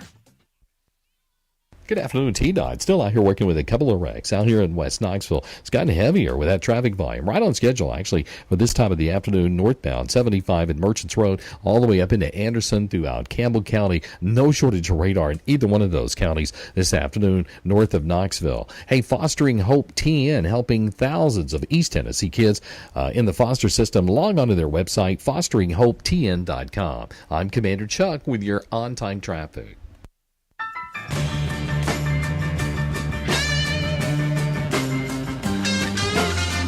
Welcome back to The Drive. Walker Smith here with Chase Brown, guiding you through a Monday afternoon. We have signs of life from Bear. He's alive? He is alive. And he decided to, show his face in our text group while he's out doing God knows what, getting consoled over Russell's injury. Who knows where he is? Yeah. He decided to hit the text box and let me know with a lot of profanity. I can't read what he said because it was that vulgar. But he just talking a little bit of smack with the Reds are going to be playing the Yankees this week. And a former Vol is actually getting called up into it this week. Just wanted to mention it. You might not like him. I like him because he plays for my team and he provided one of the better Vitello moments of the years. Chase Burns will be making his major league debut on Tuesday for my Reds against the Yankees, and the guy who I'm convinced if he was dating Livy Dunn would have been as high of a prospect and talked about as much as Paul Skeens was. Both went, number one around the number one or number two in the draft. Both are going to be called up with less than a year in the minors. And one of them is Paul Skeens. The other one is Chase Burns. And, you might not want to claim him as a Vol. I do, because I will remember him running off the mound screaming as one of my favorite moments in the Vitello era. But he's pitching Tuesday against Bears Yankees, and if you hate the Yankees, then root for Chase Burns because he's going to be awesome. It'll be interesting. I do like that. Bears keeping it alive. Still rooting for his Yankees, even though he is not here in spirit, of course. But of course, it wasn't that long ago that we were talking about Chase Burns being in town with the Lookouts. Yeah, up here the playing Lookouts. the Smokies. It was like a month ago. Yeah, and I really wonder if this is just a spot start for Cincinnati here with Burns, or if this is like the official, hey, you're going to be in the clubhouse for the rest of your career. Get ready for that. I wonder what sort of ordeal they're going through to get that business done, because, with a guy like Simo for us, who just got called up to the Angels, I think he's officially made his way into that locker room. I'm not sure if they'll send him down. They might do it a couple times up and down this year just to sort of keep him fresh and not let him get too far over his skis or anything like that. But I think, with how he's been playing, especially the infield that he's been playing, not just at the plate but in the infield, I think he's sort of really made a statement for himself to be there and be their guy. But for me, Burns, I think it's an exciting ordeal for him. I don't have too much bad blood because, we've had this conversation before. The trade-off for us was a national championship, and he was, the number 2 overall MLB draft pick. So, good luck to him. I hope he does good at the next level. I know Bear just hates to hear that from me, but, I'm really excited to see, how he develops. I'm not glad that he's in the NL Central along with my Cardinals because that could be a long time for us.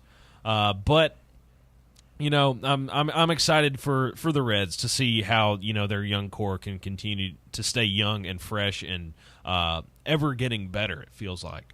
Yeah, we don't need to make this a Red segment. The Cardinals did beat us in a series this weekend. Yes, we I'll did. Go ahead and get out in front of it. That did happen. Yep.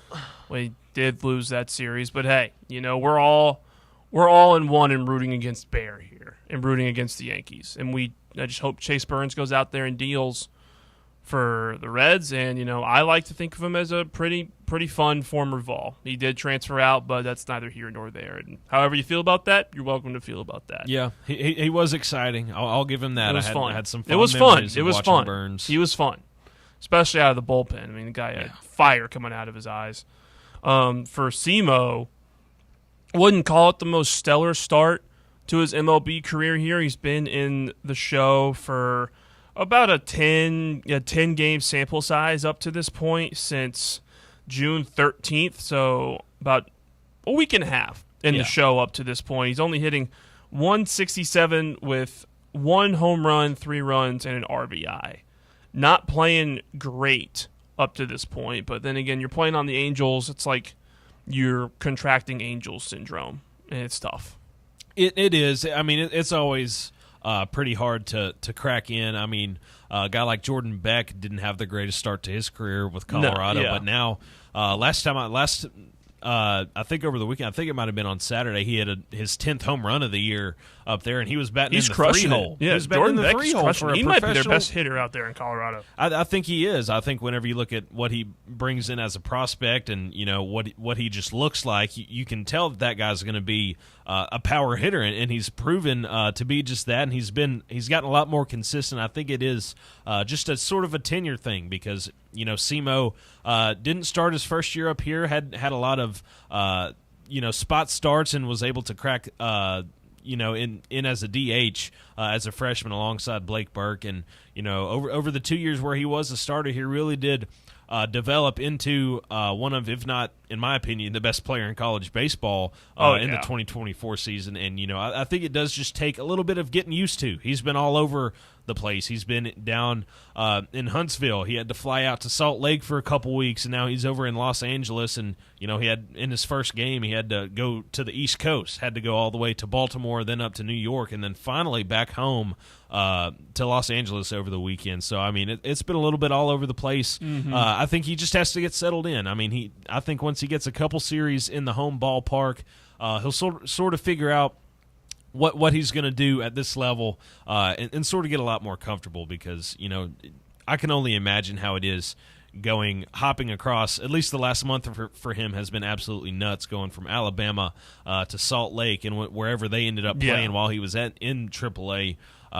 Only to go all the way back to the East Coast to start his MLB career. He's another guy that got to play in Smoky Stadium before getting called up this year. I was at that game, got to see him hit a bomb. It's pretty sweet. It is. So you're right. A guy who has figured it out, Jordan Beck, hitting .298 for average. Yeah. He's got, you're right, 10 home runs, 4 triples, 14 doubles, 36 runs, and 19 walks on 75 strikeouts. He's figuring it out, a bright spot. Yeah, out there for the Rockies. Outside of that strikeout number, he's had a pretty good year so far. Yes, and the strikeouts you can't really are tough. deny it. The strikeouts are tough, but that's it's what you're going to get from a rookie. A lot of rookies struggle with strikeouts, and that's just how it is. But he's putting the bat on the ball, which a lot of guys out there in Colorado they struggle, aren't really doing much with. Yeah. How much Cardinals are you watching this year? Exactly. I haven't watched a crazy amount. Typically, whenever I'm keeping up with games, if I'm not catching it just like on my phone randomly, I'll keep up on X or Twitter, whatever you want to call it. I keep up with a lot of highlights, and most of the time if I have time, I'll just pretty much watch the game through Twitter, see what updates they have, see who's in the game, who's making a lot of plays and stuff like that. So haven't been able to, sit down and watch a whole lot of Cardinals baseball, but it's a little bit easier whenever you have a quality team. And, the last several years for St. Louis hasn't been, the most consistent, especially whenever you think of the Cardinals as, a franchise. They're one of the most decorated franchises in all of baseball, and we still we've been consistent all this long and haven't been over the last few years, but it's been easier this year to watch a little bit of baseball, but still not keeping up too closely, I'd say.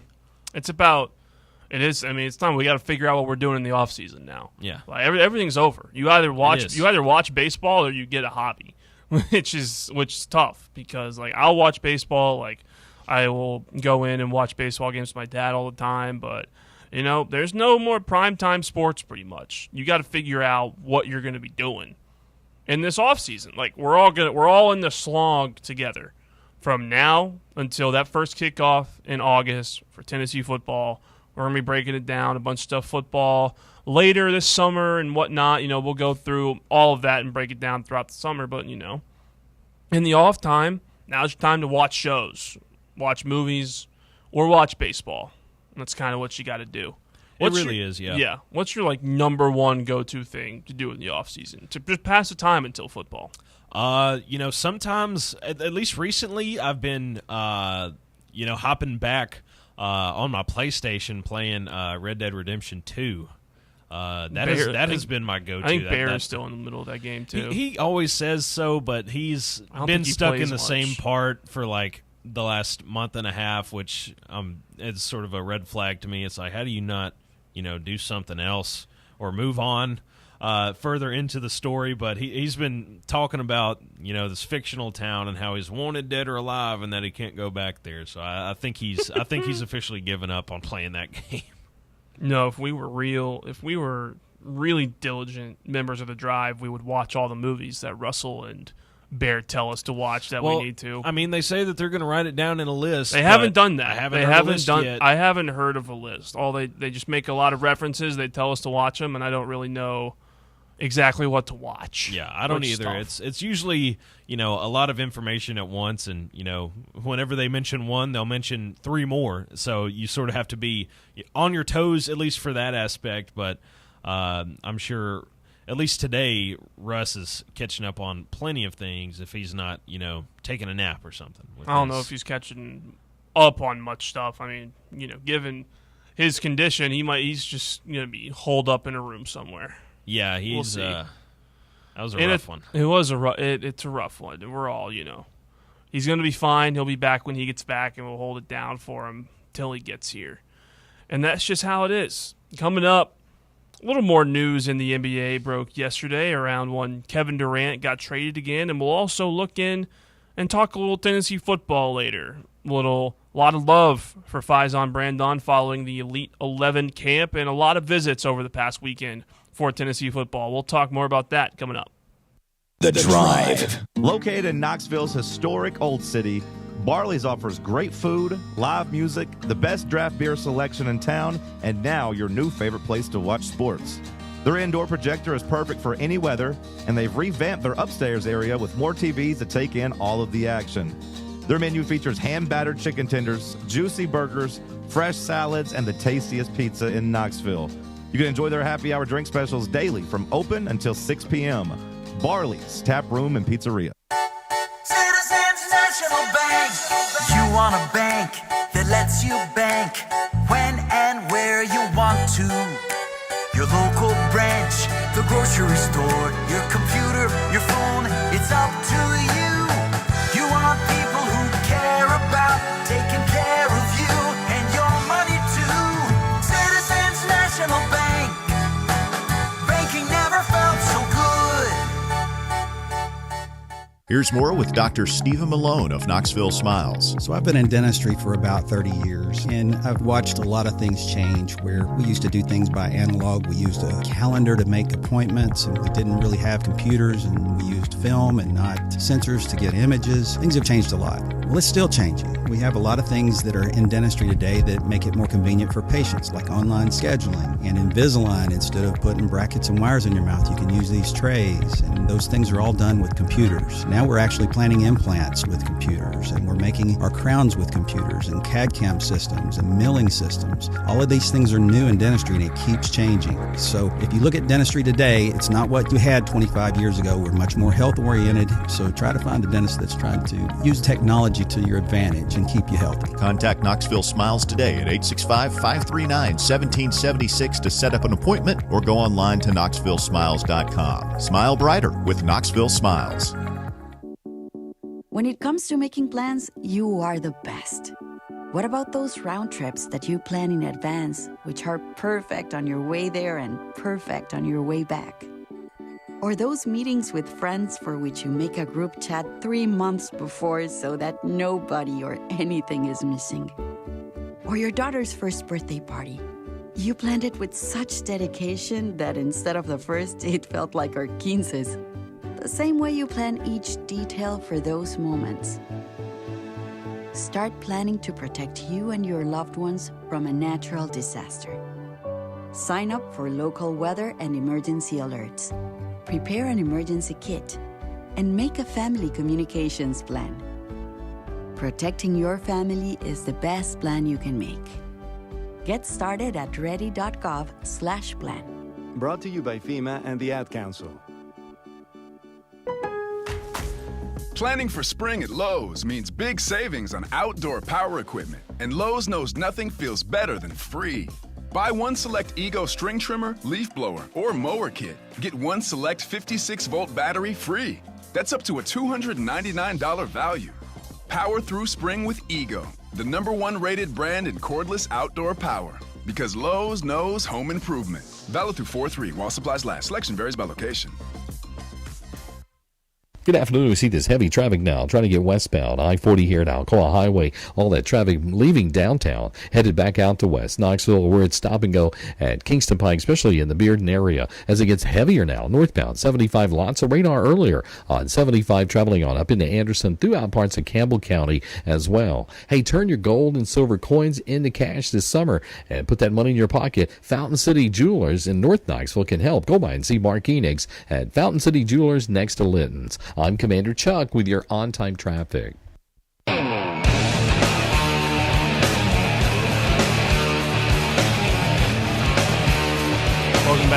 Welcome back to The Drive.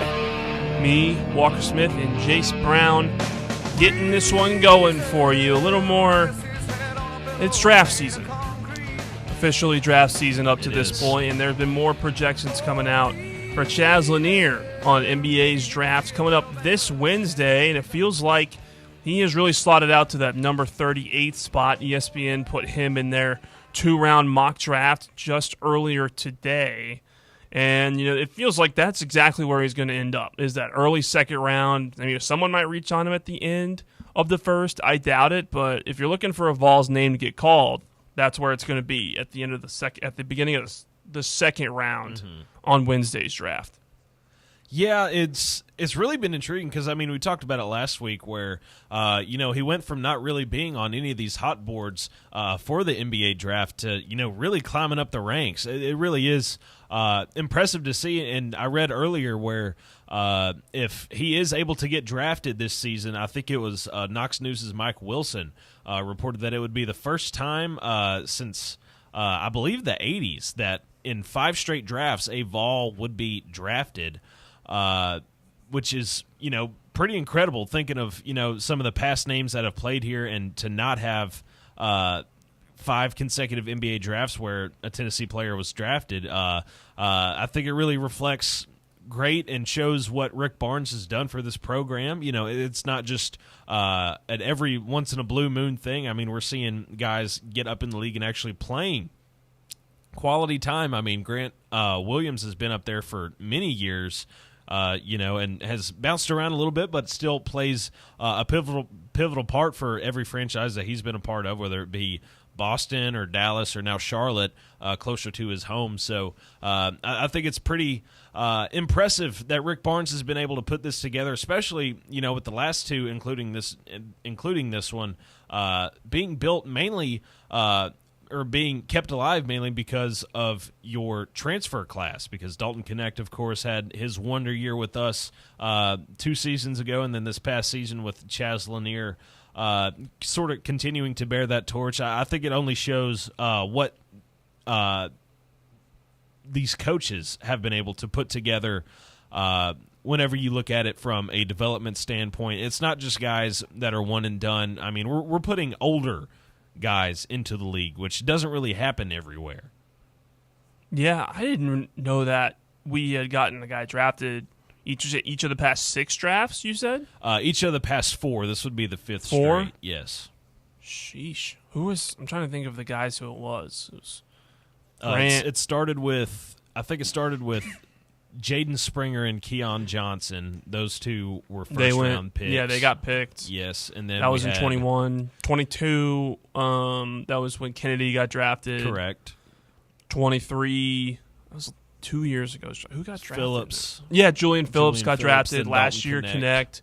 Chaz will be in this one, and then, I mean, I'd already booked 6 because Amon's going to probably be a lottery pick next year. Amon's probably going to be up there. Yes, that's actually pretty crazy. You're right. Hey, getting guys drafted brings people here. It does. That's what we're seeing in baseball now. We just talked about it with Simo and Chase Burns. All these guys are in the MLB.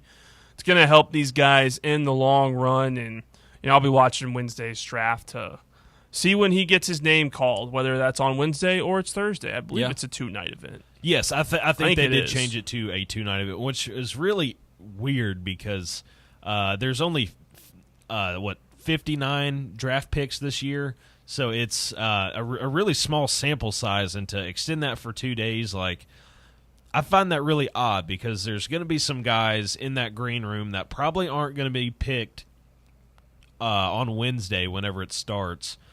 So to have them sort of there, and there's only 2 rounds of this entire draft, then it's to me it's sort of hard to encapsulate what the thought process behind that was, since it is only 59 picks. Why would you extend that to 2 days? I know.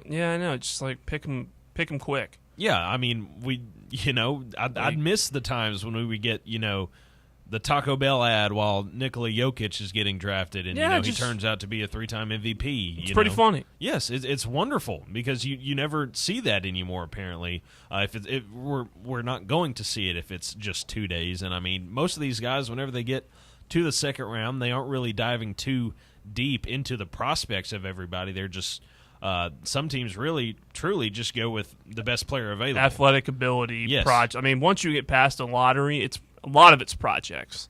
There aren't a lot of finished products in there in the draft. And I mean, it's the same problem with football. The first round of the NFL draft should not take 3 hours in one night. They should be able to get more than that done in one night. And it feels like you should be able to get a lot more done. Yeah, you'd think so. You'd think with how they draw out the NFL draft that they'd think that the NBA draft, especially with the ratings and stuff like that, you might want to shorten it up a little bit. But no, we have to sit there for 10 minutes between each pick. When the only real time that we see that utilized is if there's a big trade. But most of the time the picks are in within 2 minutes of when that timer starts, and it gives less time for the talking heads at ESPN to, jaw your ear off with nonsense it's true. or why they're right. Mel Kipers of the world. Mel Kiper, he needs his time to go out there and tell all the executives that they don't know what they're doing when they don't draft Shedeur Sanders in the first round. And then he gets 2 speeding tickets within a month of each other over there at Cleveland. That was an all-timer right there. That was pretty funny. Seeing how Mel Kiper just unraveled at the sight of Shedeur Sanders not getting drafted. God, he's so insane. He's such a character.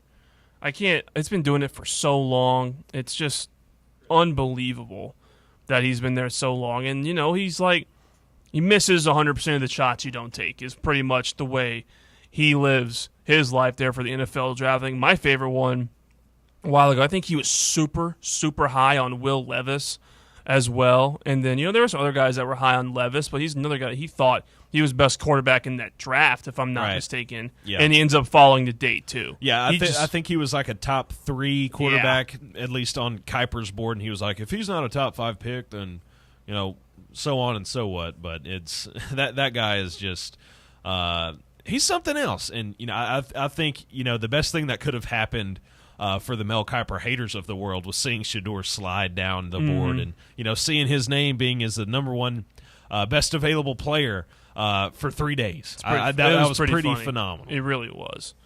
So he will not die on a hill. He'll sit there the whole time. Call our Texas show at 865-966-3435, and we head to the phone lines. First one of the day, Chris, you are on the drive. What's up, Chris? Talking about Sanders, I'm surprised he didn't play at Georgia with all those speeding tickets. Yeah, you'd think so. You would think so. I mean, I don't even. Did Georgia recruit him? I think they did. I think he went on a visit there, and that's all it takes. If you go on a visit to Georgia, you end up speeding. Yeah, Kiper kind of lost his stuff over that Sanders thing. Oh, it was wonderful. It's an all-time video. I don't know if he's good friends with Dion. I mean, who knows? But maybe that's what set him off so bad. I don't know. No idea. Kiper is such a weird guy too. Like if you look into like his day-to-day stuff and like he has a bunch of weird habits, and he just like lives the draft life. When the draft ends, he goes into hiding and starts working on next year, and we don't hear from him until he. Let's say, like, what does he do? I don't know. Out of the it's year? Like Joe. It's like the Joe Lunardi of the NFL. He just, he has his time of the sports calendar. He owns it for ESPN, and then he just disappears. No. I'm a Bears fan, so I'm hoping our new coach can get this thing turned around. Yeah, Ben Johnson. He's gonna be. I think he's gonna be awesome. You guys are gonna be fun to watch. Hopefully, as long as I think we will. I mean, I think Caleb's gonna be a good quarterback. He just, last year you need an offensive coach these days. Yeah, it's a good thing with the receivers we have, and Shoring got 2 really good offensive linemen signed, and then Darnell Wright. Obviously, they will probably sign him to a long-term deal. He's been really good for the Bears at right tackle. Yeah, he was like the one bright spot on that offensive line for the Bears last year. And I mean, good thing. They were terrible up the middle. Yeah, horrible. The tackles were good, just horrible up the middle, and that's why they traded. They signed the Bill Center and traded for the Chiefs guard, so they'll be much more improved. Caleb was running for his life, literally every time, and that's why he still had pretty good stats. That's what Joey Aguilar did last year. It's true. He just was the year before. He had great stats, and obviously none of us watched any of his games, but everybody said that the offensive line was pathetic, and he was literally running for his life and had no time to throw the ball.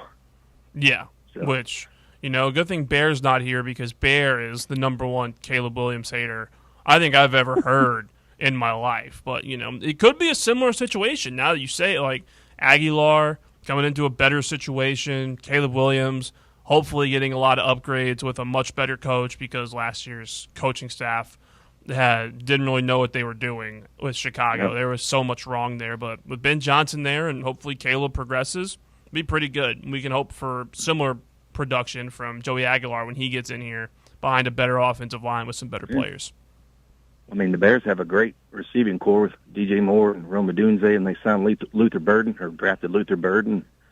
Yeah, Luther Burden. Drafted the tight end. Loveland? Yep. Yeah, they chose him. Loveland. They chose him over the Penn State guy. Yeah. They thought he was better. Mm-hmm.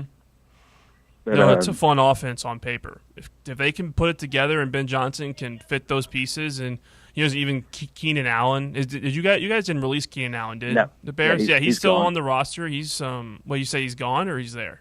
I'm pretty sure, because he was signed to a 1-year deal. I don't think they re-signed him. I would have to look at that. I may be incorrect on that. Huh.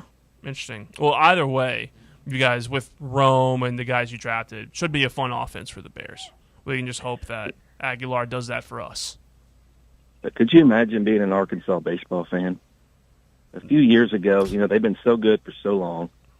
That pop-up, literally, it was like the perfect place pop-up right between 3 guys. Oh, man. Yeah. It's like, literally, it could not have been any more. It would have been a really hard catch for any of the 3 of them, because it was just like a perfectly placed and then they ended up losing that game and lost. I mean, they still had a chance to win. You know, it wasn't like that was the final game. And then they lost the next game. And then that ninth inning, good Lord, LSU's up 2. I mean, Arkansas's up 2. The first, you know, he struck out the first guy. Next hitter hits it to the second baseman. The first baseman goes and gets it. You go to the bag. Yeah. And that wasn't an error. But had he gone to the bag, that's out too. And then he made the error on the throw. And then for whatever reason, Aloy, it's easy double play. Milan was barely out of the box. The game's over. It's done. You're moving on to the next game. Goes to third. And then that hard line drive was hit. And that was a hard catch because it's one of those, I played outfield, hit directly right at you with like that top spin. Yeah. And he kind of misjudged it, and then he slipped. And then the ball that hit, the guy jumped. Had he been an inch and a half taller, he'd have caught it. And the game over, move on. Yeah. I mean, Jace, I don't know if you haven't gotten a chance to go watch all that yet. Just go watch the When ninth you get inning. the chance, go watch the highlights of the ninth inning of that game. It is an all-time meltdown from them. I mean, could you have asked for it to happen to a better group of people? Truly not. You know, whenever you look at it, I mean, of course they sent us home this year, and it's not the sort of taste that you want left in your mouth, but when you look at it historically, it is a little bit funny whenever you get to hang that little national championship ring right in front of their face, and, you know, they call themselves the Omahogs, and they can never get the job done. There's something just bittersweet about still having that to cling on to. It's like, hey, we might not have made it this year, but we still got one of these that you don't have. I mean, you couldn't have asked it for a better group of folks. Yeah, surely this isn't a trend that's been going on for decades now, and, you know, this was a one-time thing and something along those lines. I mean, even if we had made it to Omaha, we had zero chance of winning. Way too inconsistent hitting, too many strikeouts. Probably not. I mean, I don't think we would have beaten. I mean, we clearly wouldn't have beaten Arkansas in a series if we had ended up meeting them there. We already lost to LSU, who won the national championship in a 3-game set. We weren't going to beat Cade Anderson. I mean, it just wasn't going to happen. No, I no mean, chance. That not was with a this team. gem he pitched in that game 1. I mean, my goodness. And Tony has more time to get in the portal, and we're so far kind of cleaning up. Yeah, he's got a really good class. We just got to hope that these guys don't go to the draft and end up signing with MLB teams. That's all we can kind of hope for at this point, and maybe get another arm or two in here because, you know, if Ford stays, then our lineup looking pretty good if Ford stays and we get a couple more arms in here. When somebody that knows the family said if he's not a first-round pick, he's coming to Tennessee, and he's not even projected as a first-round pick. So, yeah, he's like 70. He's in the 70th 70 range. something, like late second, early third. Chris breaking a little news to us.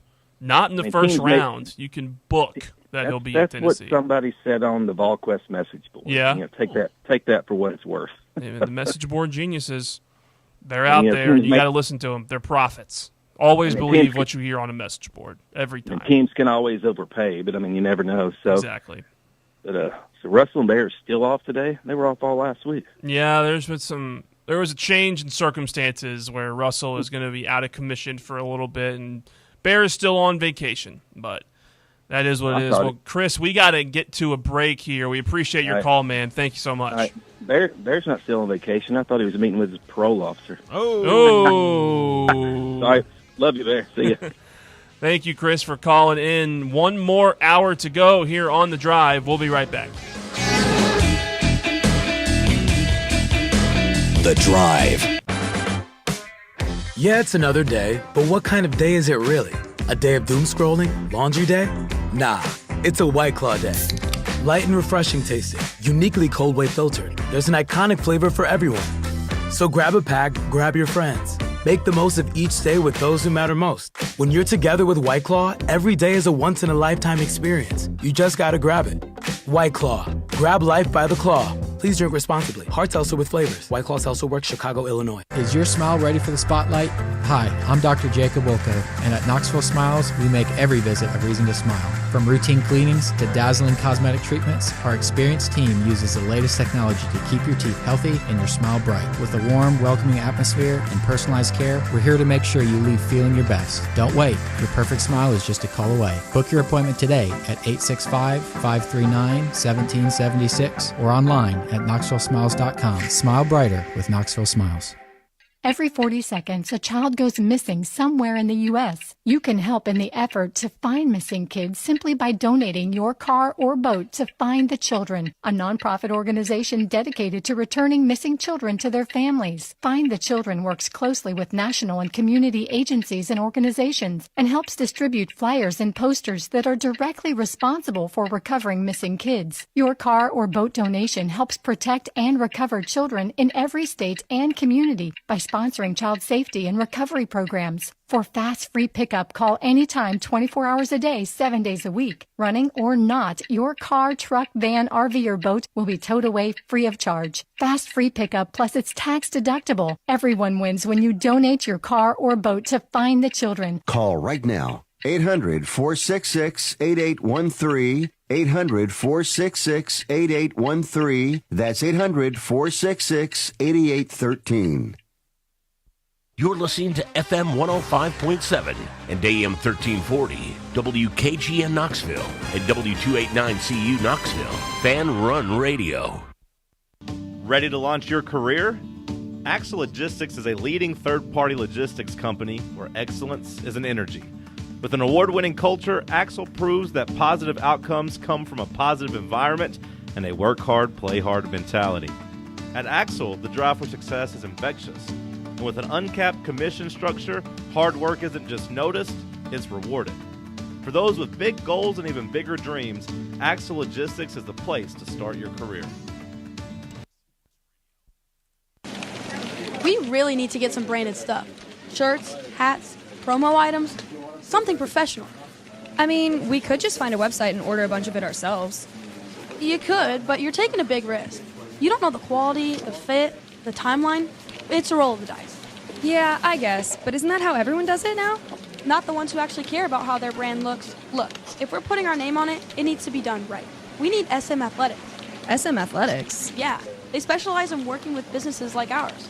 Apparel, hats, promo gear, but real, customized stuff. They actually care if it turns out right. Probably a lot better than getting stuck with 100 t-shirts with crooked logos. Exactly. Plus, they'll walk you through everything. Sizing, colors, material, so it matches the image we're trying to build. Makes sense. What's the name again? SM Athletics. Trust me, if you want to look like a real company, not a flea market stand, this is the move. If you're serious about your brand, work with people who are serious about getting it right. SM Athletics. Good afternoon. Watch for some radar north of Knoxville up through parts of Anderson into Campbell County. It's gotten heavier in the last 15-20 minutes on Broadway through the Fountain City area, headed on out into Corrington. Watching that build as well, especially through Halls there on Maynardville Highway there. Norris Freeway got a little bit crowded a few minutes ago. Fostering Hope TN, helping thousands of East Tennessee kids here in the foster system. This is a wonderful organization. Help out the kids at fosteringhopeTN.com. I'm Commander Chuck with your on-time traffic. It's time for The Drive's Top 5 at 5. Quitting time on your Monday. Congratulations on making it to the end of your work day. And we will start it with the Top 5 at 5. Hit it, Jace. Thank you. At number 1, some Tennessee basketball recruiting information. On 3's Joe Tipton reports that Miles Sadler, one of the top point guards in the 2026 class, has scheduled an official visit to Tennessee. The 5'11" rising senior out of Bella Vista, Arizona, will be in Knoxville from August 29th through the 31st. Originally from Canada, Sadler is ranked as the number 18 overall prospect nationally, according to On3's top 150 player rankings. He's also the number 4 point guard. Also, Gage Mayfield jumped to number 90 overall in the recent 2026 On3 150 ranking update. The 6'8" forward just finished his junior season at Moundville, Alabama, Hale County High School, and is playing his summer ball with the Pro 1 program on the Under Armour Next circuit. He takes an official visit to Tennessee tomorrow, June 24th. It's good work out there from Rick Barnes, still bringing in recruits early. But a lot of basketball recruiting starts super early. Like, guys get committed in the 26 class, like, way before they get there. And, you know, the transfer portal took up a lot of Barnes' time in early summer after the season, early spring, and now he's out there bringing guys in on visits, trying to load up. Yeah, he's still hot on the recruiting trail. Thankfully, it's not going to be just a 1-year thing. He's been great at being aggressive recruiting outside of the 1 year where we just had the one guy come in through the high school rankings. But, he's been very consistent at, getting these young guys in. And something about him really has been clicking. I hope it's not just the NIL. I hope it's, the mindset aspect that these kids want to be coached and coached hard, which it sounds like he's got a group of guys there that do. So that's always a positive. Hopefully, maybe we could snag one of these guys, just continue to build that wealth whenever it comes to guard play. Hopefully that can continue over the future. At number 2, the Phoenix Suns have agreed on a blockbuster trade yesterday, sending 15-time NBA All-Star Kevin Durant to the Houston Rockets for Jalen Green, Dylan Brooks, the number 10 pick in this year's draft, and 5 second-round picks, sources told ESPN yesterday. The trade can be formally completed when the new league year begins on July 6th. Durant was on stage Sunday at Fanatics Fest at the Javits Center in New York when the news broke of the trade agreement. And fans were surprised by the announcement just in the crowd. The clip of that's pretty interesting. It's pretty wild clip. Like, he's sitting up on stage getting interviewed at this Fanatics event that happened over the weekend, and the guy lets him know, hey, you just got traded. And imagine, I can't imagine being Kevin Durant in that situation. He already doesn't like the media in general, and not getting told you're getting traded before. Instead, you're on stage and you have to react live. I mean, I bet he wanted to be anywhere else. Yeah, he probably wanted to crawl into a hole and, not confront anybody about that. But, sometimes life comes at you fast. I mean, truly. You are right. He does not like the media. He does like social media. I see him on Twitter all the time. I love him on social media. I saw him earlier call somebody a broke boy on Twitter, which was pretty wonderful. I'm not sure what it was in reaction to. I just saw it. I saw he called somebody broke, and I liked it because I thought it was funny. But he's one of the best athletes to know and kind of get Twitter. Yes. It's pretty great. At number 3, the NJCAA announced Tennessee baseball commit Tyler Myatt is its Player of the Year today. Myatt earned National JUCO Player of the Year honors after a phenomenal season where he helped lead Walter State Community College to the National Championship Series just to finish runner-up. The utility man put up insane numbers in his redshirt freshman season there. In 66 games, Myatt hit .484 with 31 homers and 110 RBIs. The left-handed hitter broke the Senators' single-season home run and RBI records. Myatt was a driving force on Walter State's run to the JUCO World Series Finals game. Yeah, this guy seems like he's just going to be a stud.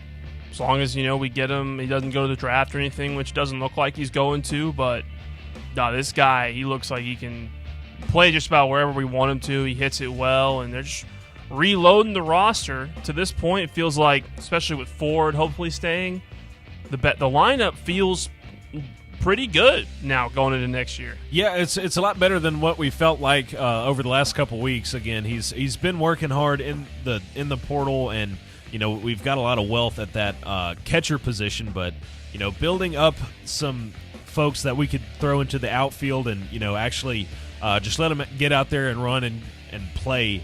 That I think that's going to be the biggest difference in this team, because I think we sort of know what this infield is going to look like. I think what your corner infield spots are going to be, probably with Marin and Clark more than likely of anybody.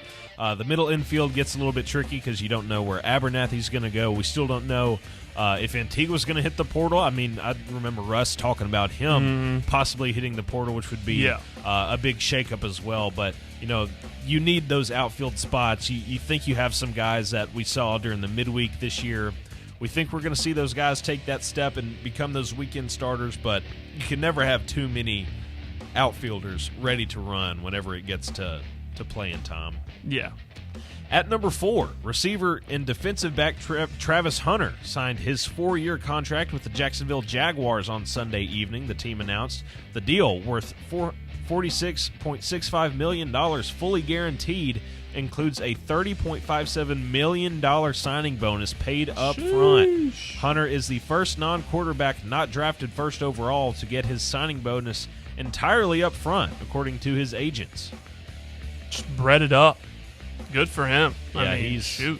That's a really it's a good contract for him, especially his second round. I forget that the top of the first round guys make so much money. Yes. Out of school in the NFL. Yeah, it's like their 4-year contracts really aren't like crazy numbers. Their signing bonuses are ridiculous. Yeah. I mean, like I love thinking about this because I just wonder what the reaction would be, because I think back to, a couple of those Hard Knocks episodes, especially the last couple years. I think they had one with the AFC North, and the Ravens did one, and all their rookies had to stand up in front of everybody, introduce themselves, their position, and their signing bonus. And you'd hear some guy throw out there like $7 or $8 million for their signing bonus, and the whole group would go nuts. I wonder, if Jacksonville does sort of a team building thing like that, and I really would love to see like what his teammates' reactions would be to signing $30.5 million up front. Yeah, Nate, was he still in practice? Was he still practicing? Did the article say anything about if he was still in camp with them? Because I never heard anything about him sitting out or holding in, which for the number 2 pick felt like would have been heard. I guess he was just still practicing without being signed. So it says Hunter practiced on both offense and defense on the final day of the team's 3-day mini camp. Yeah, so he was there practicing. Yes, yeah, he was there the whole time. A guy like Shamar Stewart wanted to take some notes. That's how it's done. Gonna have to go get your boy on that one. Yeah. At number 5, firefighters had to rescue a man who got stuck in the chimney of a Connecticut Parks building while trying to retrieve his dog from a bathroom when the doors automatically locked for the night. No. Police were called Sunday morning to Rockwell Park in Bristol, Connecticut for a burglary complaint, and were told by Parks employees that someone was in the chimney. Firefighters responded to the scene and got the man out after having to remove parts of the chimney and building, causing $5,000 to $10,000 worth of damage. The Bristol man, who was not injured, was arrested and charged with burglary, trespassing, and criminal mischief. He was released on bond and ordered to appear in court on July 7th. A message seeking comment was sent to an email address listed in public records for the man. Phone numbers listed for him were not in service. Online court records did not list a lawyer for him either. The man got stuck near the flue of the chimney of Mrs. Rockwell's Pavilion, a building named after a beneficiary of the park. Locks on the doors to the bathrooms are on new timers and automatically lock at 10 p.m. every night, said Erica Benoit, or Benoit, Community Engagement Coordinator for Bristol Parks Recreation and Youth and Community Services. It's not clear how the dog got stuck in the bathroom, though, or how long the man was in the chimney. The doors can be opened from the inside after they are locked for the night. The dog was unharmed. So wait, this wasn't this guy's house or his apartment. It was a park building. It was a park building, and somehow I guess the guy knew that there was a chimney in a park building. Was it a house? This is in Connecticut, man. They're weird up there. I'll give you that. They are weird up there. There are some But like, nor'easters. what? This guy got charged for this? Trying to go rescue a dog? I feel like they got to throw this out. If you're trying to rescue a dog, I feel like you can let that slide. The guy's trying to be a hero. Right. He's trying to save his dog, and the dog got locked in there at 10 o'clock and just couldn't get out, and he's just trying to get in and save his puppy. I mean, I would probably go to lengths. I don't know if I'd go down a chimney. I don't think that would be the first thing that crosses my mind. I would not get down. I would not go down a chimney. I don't think I'd fit, for one, and two, that's just kind of dumb. But he was trying to do his best for the dog, and obviously that wasn't enough for the police to sort of let him off the chain. But hopefully this judge can wrap this thing up quick, because I think it's pretty obvious he was just trying to do the right thing. Imagine. I mean, how long did it say? How long he was stuck in the chimney for? No, the police don't know how long he was there. So he could have been there for minutes, hours, who knows? I doubt it was hours. Nightmare fuel. Yes. I can't imagine. Ugh. Thank you, Jace. That is your top 5 at 5. We will be open lines the rest of the way. Call or text 865-966-3435. That's 865-966-3435. 3-5. There was a little more movement in the college football world. This time, actually, a little bit for the good, because I think the Pac-12 is back. The Pac-12 is The back? Pac-12 is back. So the Pac-12 recently, as of today or yesterday, signed a deal with CBS to broadcast their games, according to Yahoo Sports, and are seeking to bring Texas State in as the 9th team in the conference, which is the minimum number you need by the NCAA to have a conference. So the Pac-12 is back, and we're going to get Pac-12 after dark once again. Oh, I don't know how to react to this, because the Pac-12 is not going to be the same Pac-12 we grew up with. It's Mountain West plus.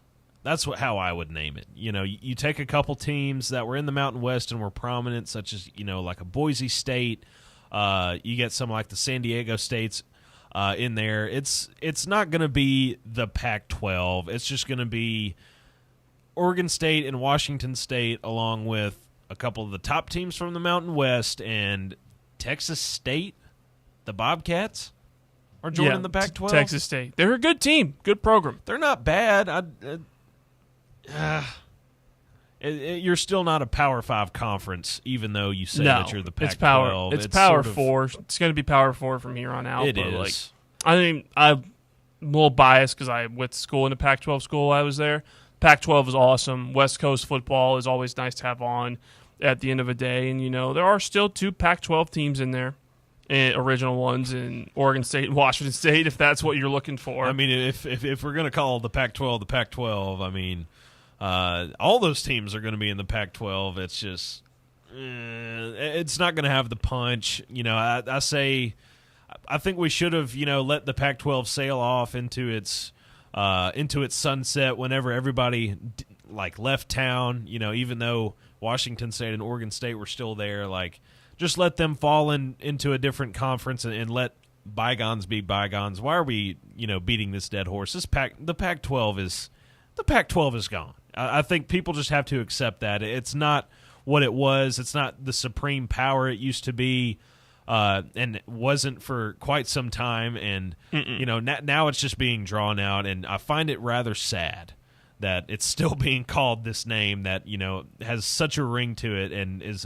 such a historical figure in college sports. And it's really tarnishing the brand, if you ask me. But, I mean, they'll probably change it back. You know, it might end up being the Pac-9 or whatever they want to call it at this point, because list the names of schools in here with you. It's Washington State, Oregon State, and then of the football playing schools, they're going to add Texas State, San Diego State, Boise State just made the playoff. Colorado State, Fresno State, and Utah States. A lot of state schools. Yeah, a lot of state schools. It just doesn't really roll off the tongue. And then also, those would be the 8 football schools. And then the 9th school, which I completely forgot, they added Gonzaga's going to be in the Pac-12. Yeah, I think is that the only sport that they're leaving, or are they also going for, like, baseball over there for the Gonzaga? Pac-12? Yeah. I mean, I know that I don't know what Gonzaga's going to play in besides basketball, but like that's what they brought them in for.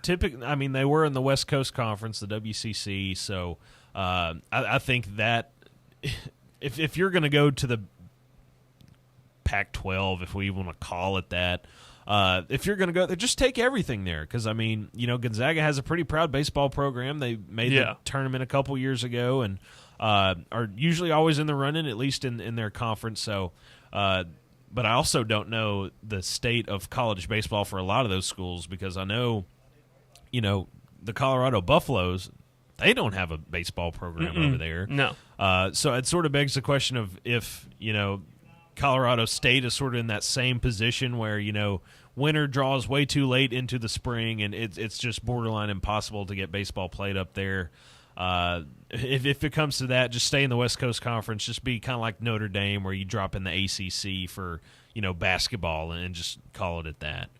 That's what I would think Gonzaga's going to do. That's definitely what they're doing for basketball. Quote from the article: CBS will anchor the league's multi-platform media package with as many as 4 partners expected at a later date. The total value of the package remains unclear, though the final annual per-school figure is expected to fall toward the lower range of projections that the conference showed expansion targeted last year, which is between $8 and $15 million per school. So I'd wager around $10 million per school. Yeah. Which, it's not a broadcast package of like the Power 4 conferences and all that stuff, which is kind of what ended the Pac-12 in the first place.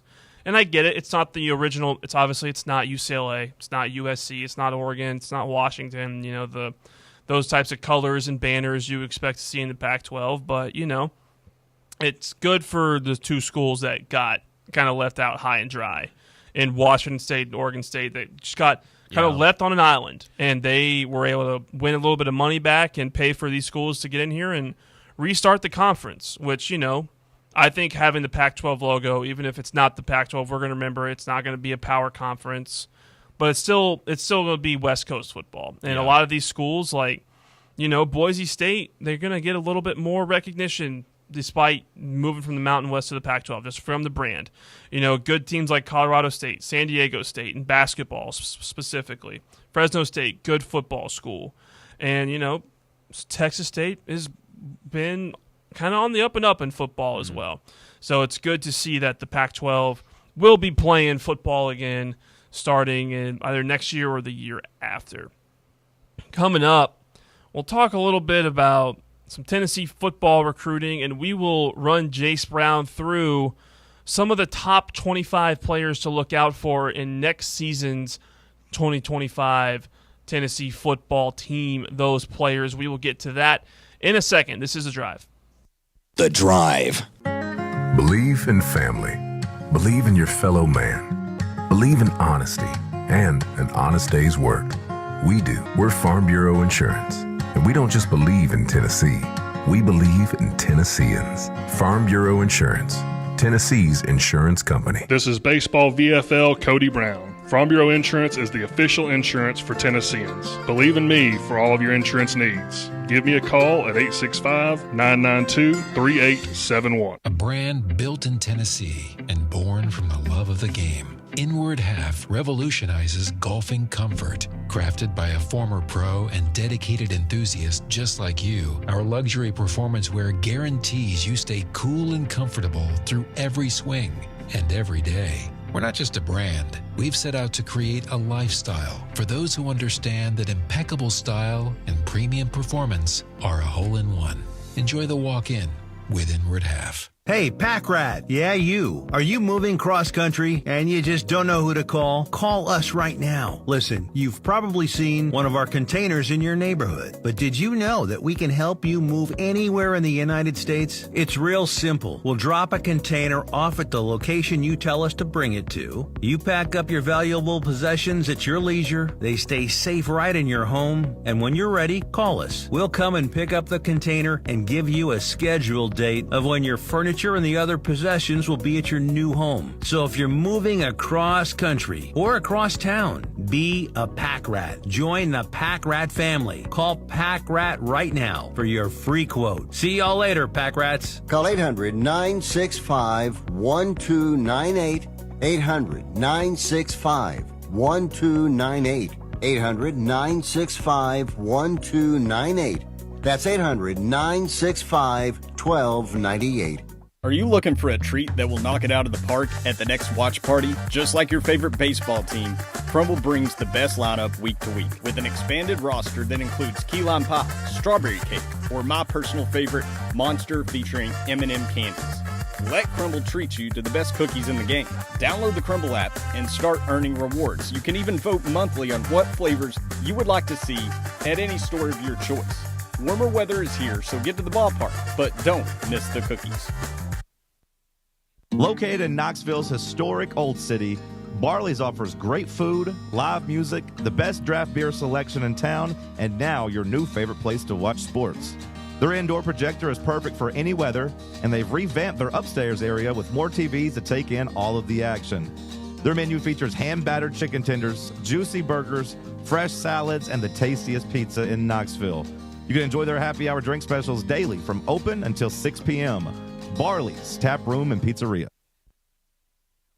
Good afternoon. Pretty busy through downtown right now, especially westbound I-40. Some of this traffic is getting on Alcoa Highway. All that traffic this time of day headed out past UT Medical Center towards the Blount County area. It's stop and go, of course, Broadway. This time of day through Fountain City, over the ridge in the halls. No shortage of radar today. Be careful. Northbound 75, especially up through Anderson County. Hey, Fountain City's Wedding Band Weekend. It's coming up this coming weekend. You got to check out their website for more information or call Fountain City Jewelers right there next to Litton's. I'm Commander Chuck with your on-time traffic.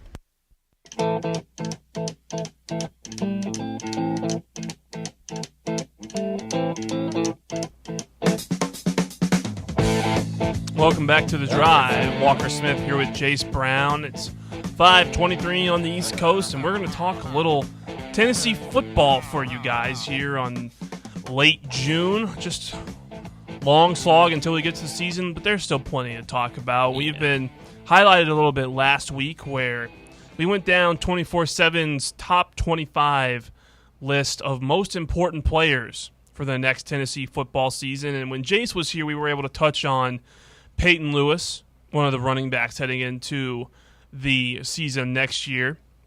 With Sam and Brett on Wednesday, we touched in on kicker Max Gilbert, who is number 24.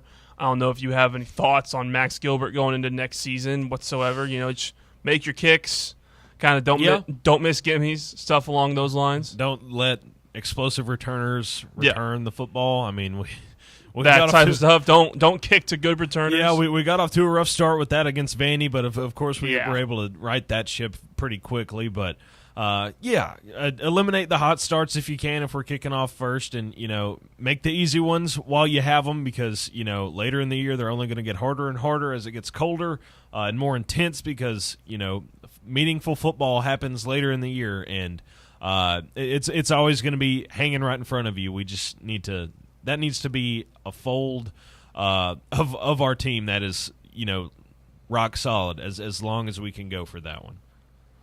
Next on the list, we actually got to a little more of a player of a little more note down there on the defensive line. My computer is lagging out. Here it is. His name was Dominic Bailey. Okay. One of those guys on the defensive line. We talked in depth a little bit Wednesday about how this D-line, they like to sub in a lot of guys out. There are some notable names in front of him, but we like to play 8 guys on the defensive line. Dominic Bailey is going to be one of those guys that's going to have to step in there and fill a role. He's been here for 6 years, and he's going to have to just get there and get his job done. Yeah, he's been there for a while. We saw him in rotation last year, and he did a pretty solid job. Nothing too outstanding on the stat sheet or any sort of thing of that nature, but this is still going to be a guy that's going to play a lot of meaningful minutes and snaps for us this year, and it's going to be a little bit different because he's probably going to have to take one of the more premier roles whenever you look at it, because there's no more Big O, there's no Elijah Simmons, there's no James Pierce. A big chunk of those guys are not coming back this season, so you really have to take advantage of it. I think this is going to be a veteran guy that's I think he'll be a leader this year. I don't think he'll exactly be like I was saying, I don't think he'll load up the stat sheet, but I think he'll be pretty big for the locker room, not only just on the field support for the rest of this defensive line. Yeah, and I mean, this will be his 6th year of college football. Yeah. And he's played in all 13 games the past 2 years before this, started 10 last year. And, our D-line is going to be pretty good. We're going to have to lean on them a lot heading into next year with the questions out in the secondary. Jamon McCoy, we're expecting him to be the best corner prospect in next year's draft. Yes. But not a lot of depth out there. But this D-line, this front seven is going to have to be kind of our point of attack and the best part of our defense. And I mean, it really has been ever since Coach Gardner got back to campus. That's been like the one consistency that we've had across the board is our defensive line play has been very great and among the best in the country, and that's because of Rodney Garner. And he's a great coach. He's a great recruiter. And, whenever we get bodies in there that are able to be developed and can learn under such a guy like Garner, it really is going to stand out compared to the rest of the team. So hopefully, and I'm pretty sure it will, I think that group will be just fine. Yeah, I mean, it's still going to be a pretty deep group of guys, up front. It'll be Dominic Bailey, likely he'll be up there at the end.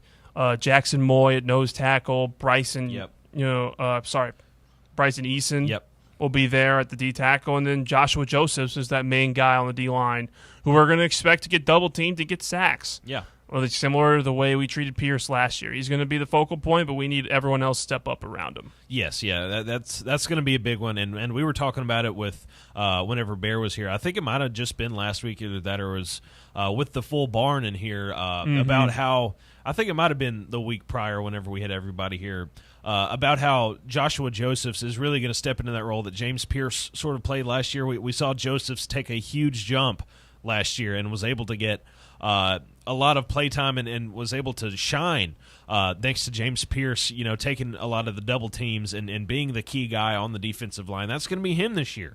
I really would like to see what doors he opens up for others because, I mean, there's guys that we were talking about like Tyree West is going to be a guy who's really improved over the last 2 years, got a lot of playtime last year and made some big plays.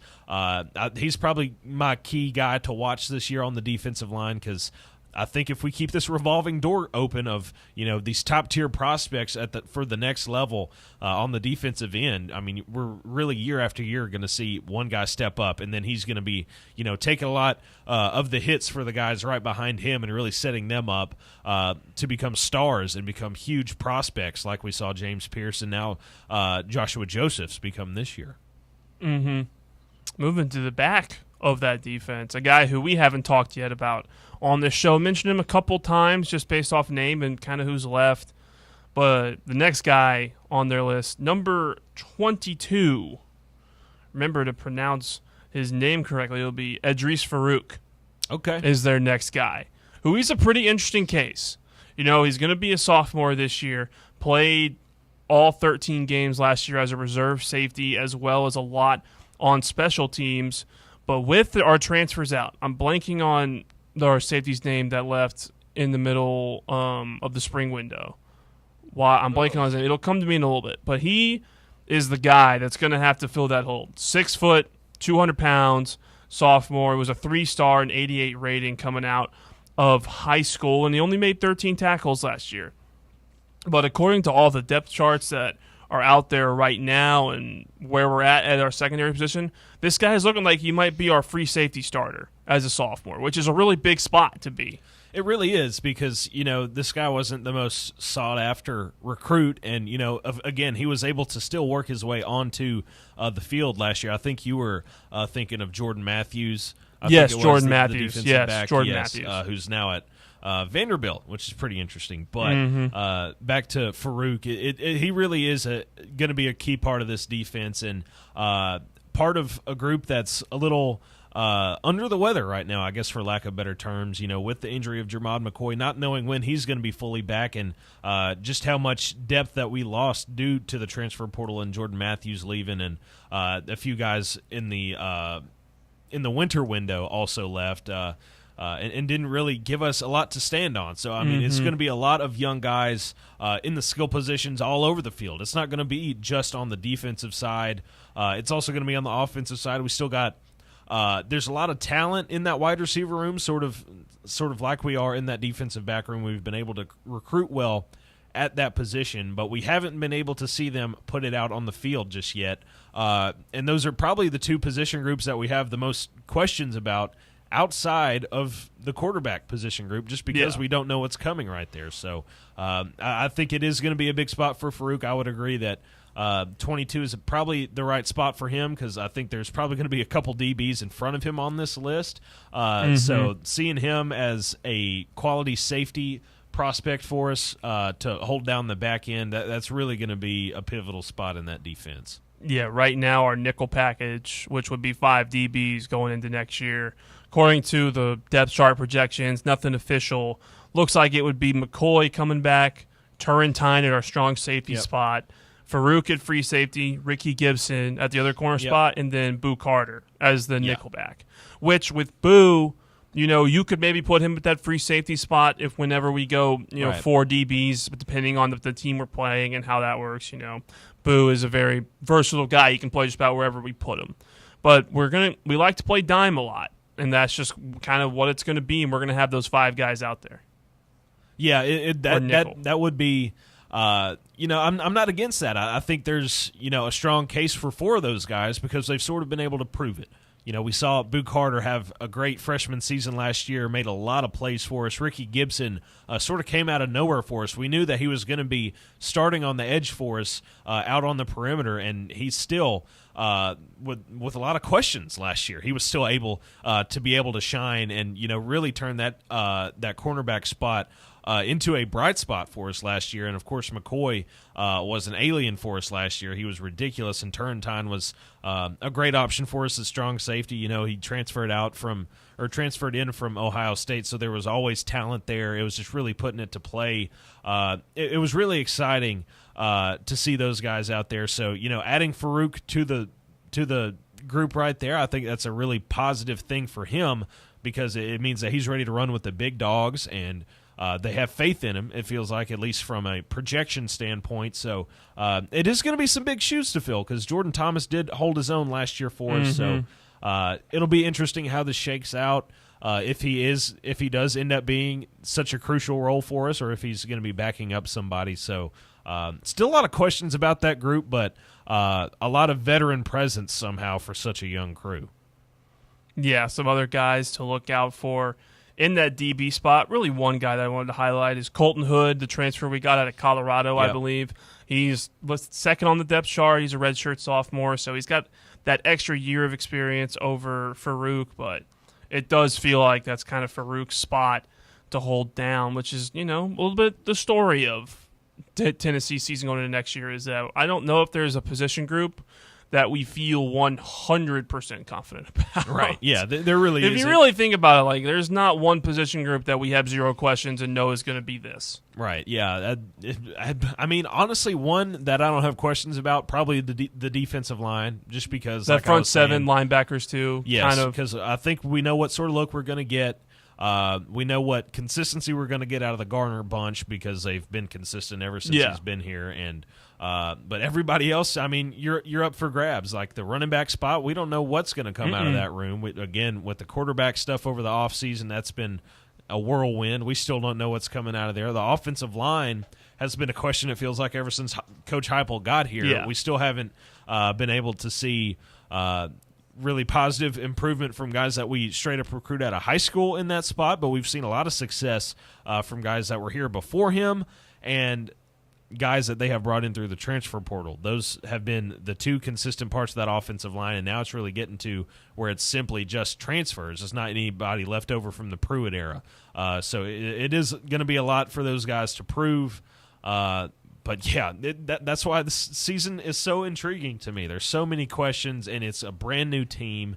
I think it's going to be really exhilarating whenever we finally get started down in Atlanta. Yeah, for sure. And if you ask Bear this question, what our biggest question is, he'd say the offensive line because that's what he's always said. His thing 100% has been like, I don't know who we're going to put at center. Right now it looks like it might be Max Anderson, could be Sam Pendleton, who came in as a guard but can play center. He did at Notre Dame. You have Lance Hurd out there at left tackle. We don't know what we're going to get out of David Sanders Jr. He's a 5-star, really good prospect, but you never know. Wendell Moe Jr. And Masharoud Umarov at left guard. Seems like that's just what it's going to be, and we're not going to know until we get there. Another thing we complained about during the transfer portal was who our wide receivers are going to be. We don't exactly know what to expect. We expect Mike Matthews to be good. We expect Brazel to improve, and we think Braylon Staley is going to be good, but none of that is for sure. And then the quarterback situation is what it is. We literally have no idea who's going to start. Yeah, it's a mess back there right now, but sometimes you just got to, put faith in our coach, which we've done for the last several years. He's brought us back to the forefront of college football. We've been number 1 since he's been back, which is feels like forever ago, but it wasn't that long ago. So I think it's a lot of positive to have some outlook here because, not every year is going to be great, but I think having the outlook that we're going to be bad is just a pretty piss poor one, if you ask me. So I think for the Debbie Downers out there, we've been able to make make a lot out of a whole lot of nothing that we thought we had. So why not make a lot out of the same thing? Yeah. For future, just to point it out, the number 21 player on that list came out today. It's Jackson Ross, our punter from Australia. Okay. No notes on him. I feel like he just kick it where they ain't, all that type of stuff. Yeah, that's pretty much all you really need from it. That's the punter's job. Yeah, just, kick the ball well. Don't mess it up. Tackle when you need to. That's all we can ask for. Yeah. It does kind of speak to, like, all these questions we have. And, there are all the nega Vols out there and everyone who kind of, is always going to be down unless we win a national championship. But we have this many questions, and it feels like Josh Heupel's job is still pretty safe. It kind of speaks to his standing at this club and at this university, where it feels like anything could happen this year, and I can't imagine he'd be going anywhere. Yeah, I think he's found his spot. I think he's made Tennessee a premier job, and I think he doesn't want really to let up that premier job unless that Oklahoma job comes open, which, I think Oklahoma's going to be pretty solid this year. Okay. I think they'll be just fine. I think Venables is going to end up righting that ship. But, I don't see Heupel leaving anytime soon. No. Well, a lot of questions going into football with us one segment to go. We will wrap up the show. The shocking conclusion coming up next. This is A Drive. We'll be right back. The Drive. Rickard Ridge Barbecue, located in beautiful Cove Lake State Park. Rickard Ridge is home of the best ribs in the volunteer state. Smoked daily by pitmaster Mark Rickard. The barbecue at Rickard Ridge is mouth-watering, fall-off-the-bone delicious. Take the scenic drive up I-75 to exit 134. For directions and to look at the rest of the menu, visit Rickard Ridge online at rickardridgebbq.com. A brand built in Tennessee and born from the love of the game. Inward Half revolutionizes golfing comfort. Crafted by a former pro and dedicated enthusiast just like you, our luxury performance wear guarantees you stay cool and comfortable through every swing and every day. We're not just a brand. We've set out to create a lifestyle for those who understand that impeccable style and premium performance are a hole-in-one. Enjoy the walk-in with Inward Half. Located in Knoxville's historic Old City, Barley's offers great food, live music, the best draft beer selection in town, and now your new favorite place to watch sports. Their indoor projector is perfect for any weather, and they've revamped their upstairs area with more TVs to take in all of the action. Their menu features hand-battered chicken tenders, juicy burgers, fresh salads, and the tastiest pizza in Knoxville. You can enjoy their happy hour drink specials daily from open until 6 p.m. Barley's Tap Room and Pizzeria. Is your smile ready for the spotlight? Hi, I'm Dr. Jacob Wilco, and at Knoxville Smiles, we make every visit a reason to smile. From routine cleanings to dazzling cosmetic treatments, our experienced team uses the latest technology to keep your teeth healthy and your smile bright. With a warm, welcoming atmosphere and personalized care, we're here to make sure you leave feeling your best. Don't wait. Your perfect smile is just a call away. Book your appointment today at 865-539-1776 or online at knoxvillesmiles.com. Smile brighter with Knoxville Smiles. When it's past high noon, it's time for a vodka soda made with a vodka you've actually heard of. I'm talking White Claw vodka soda made with White Claw premium vodka. JB Smooth only drinks vodka soda made with the world's smoothest vodka.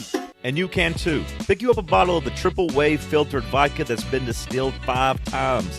White Claw premium vodka comes in 4 flavors: black cherry, mango, pineapple, and just vodka. You haven't had vodka like this. No one has. White Claw Premium Vodka. Please drink responsibly. Running a business, coaching a team, planning your next big event, you need more than just gear. You need SM Athletics and Logo Solutions. Custom uniforms, branded apparel, promotional products, done right, done fast, and built to show off your brand with pride.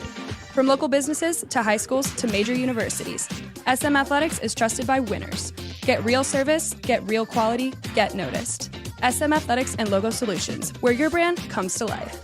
Visit smathletics.com and let's build something great together. Good afternoon. Still trying to clean up a couple of wrecks we had out here earlier in West Knoxville. Still some volume, nonetheless, on 40 East and West over the top of West Hills. They remain stop and go, especially Broadway through Fountain City right now over the ridge into Halls as traffic gets heavier across the Holston River Bridge now. On 40 going east, headed out through East Knox County. Hey, Fostering Hope TN, helping thousands of East Tennessee kids. This is a wonderful organization. Check out their website at fosteringhope.tn.com. I'm Commander Chuck with your on-time traffic.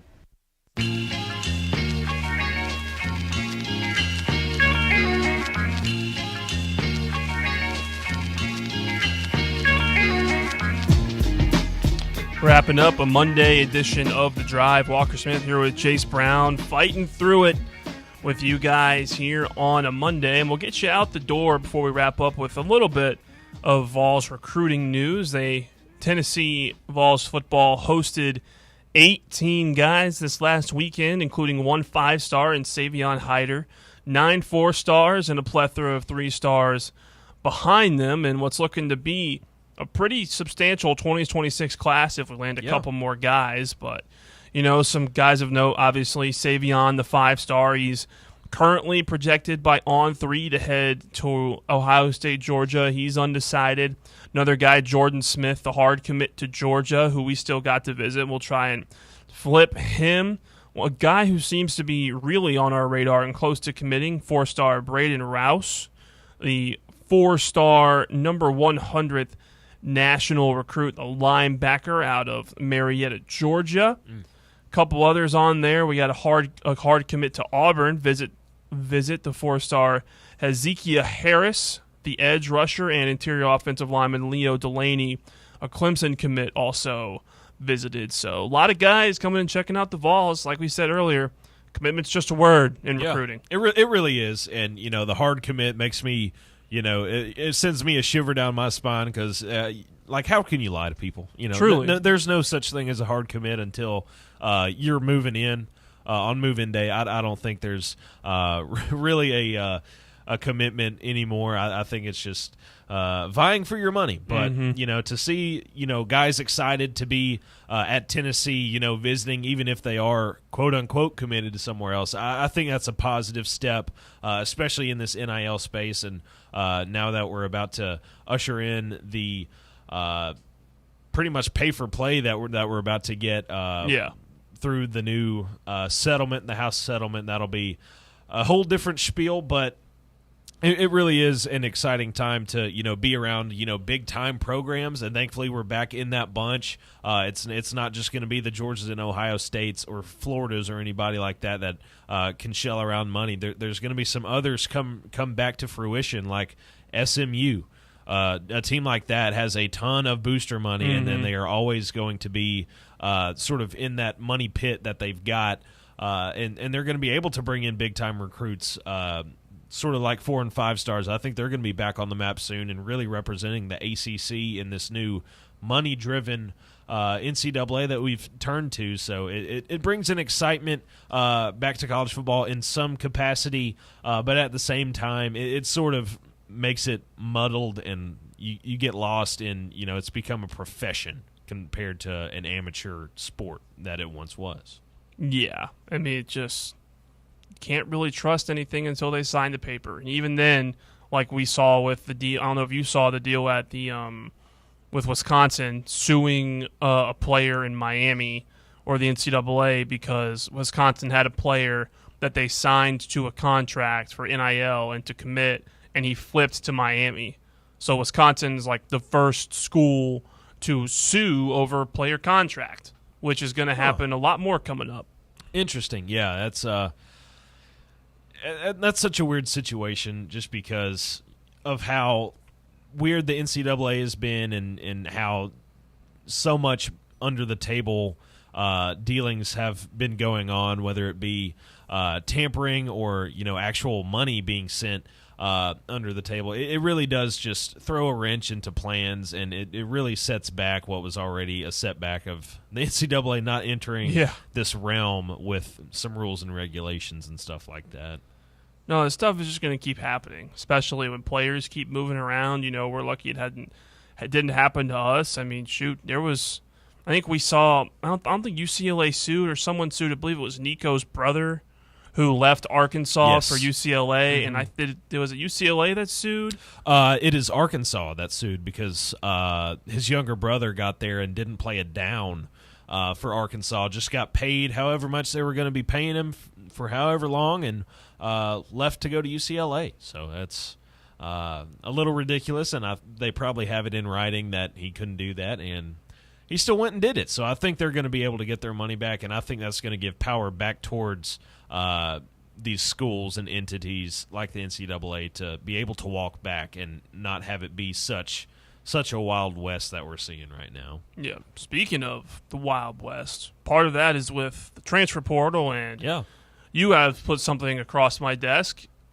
and we will read out a plethora of Tennessee baseball pitchers committed to entering the portal this afternoon. Those pitchers include left-hander Michael Sharman, right-hander Tanner Wiggins, left-hander Luke Payne, left-hander Braden May, right-hander Stratton Scott, left-hander Dane Bjorn, and right-hander Andrew Dumont. All of those 7 former Vols players entering the portal, which I believe brings our total up to 19 guys entering the portal from baseball, which that's a lot of guys. The rosters are obviously huge, and most of these pitchers I haven't really heard of, but it's not nothing when you see kind of a mass exodus of pitchers like that. Yeah, it's usually not nothing, but the top 2 were really the only ones that really got a lot of play with Sharman and Wiggins. Those guys, Wiggins is a big question because he came in and was a big time recruit for us. We thought he was going to play a pretty solid role for us. Was a little bit in the midweek. Never really got much weekend run. Sharman was a little here and there as well in the midweek. Got a little bit on the weekend, but most of these guys are probably just lost in the depth chart a little bit. Couldn't find their way through it, and more just like an opportunity to play moves from what I can tell compared to anything else. So I'm not too upset about any of those. So. 865-966-3435. One more call before we head out the door. Roberto, you're on the drive. What's up, man? Good afternoon, guys. Thanks for taking my call. Jason, I just want to say thanks again for answering the phone so professionally and courteously. Oh, yeah, so absolutely. It's hard for me not to. Yeah, I know. You were raised right. Seems like that's a good thing. Show's good today, guys. I'm enjoying the week off of all the negativity. We're doing our best to fight the good fight here. I will say this. You're throwing punches. I'm telling you, it's good. This one is it's been a little bit of a slog, with Russell. There's last nothing minute, to talk about. Well, last minute he went on the IL for now, but there's a decent amount to talk about. But we're doing the thing. You got to give a lot of credit to Russell because it's fun, but it's a little tough. Yeah, go ahead, as far as the pitchers are, it's all good, man. You're doing a great job. It's your show, not mine. So, as far as the pitchers are concerned, I will say this. I mean, they do have to cut a minimum 6 dudes, right? Because they got to drop from 40 to 34 this year. Yeah, because that's true. Yeah, moving from and a bunch of those. Overall, I want to say a bunch of those guys are like the extra 10 they kind of carry that are just kind of like walk-on non-scholarship guys types. So I'm not sweating that yet. Yeah. I will be nervous if Coons does decide to leave, which is the rumor I've heard many times over. I would be glad if he doesn't. And then, if Anson Siebert leaves, that's not good.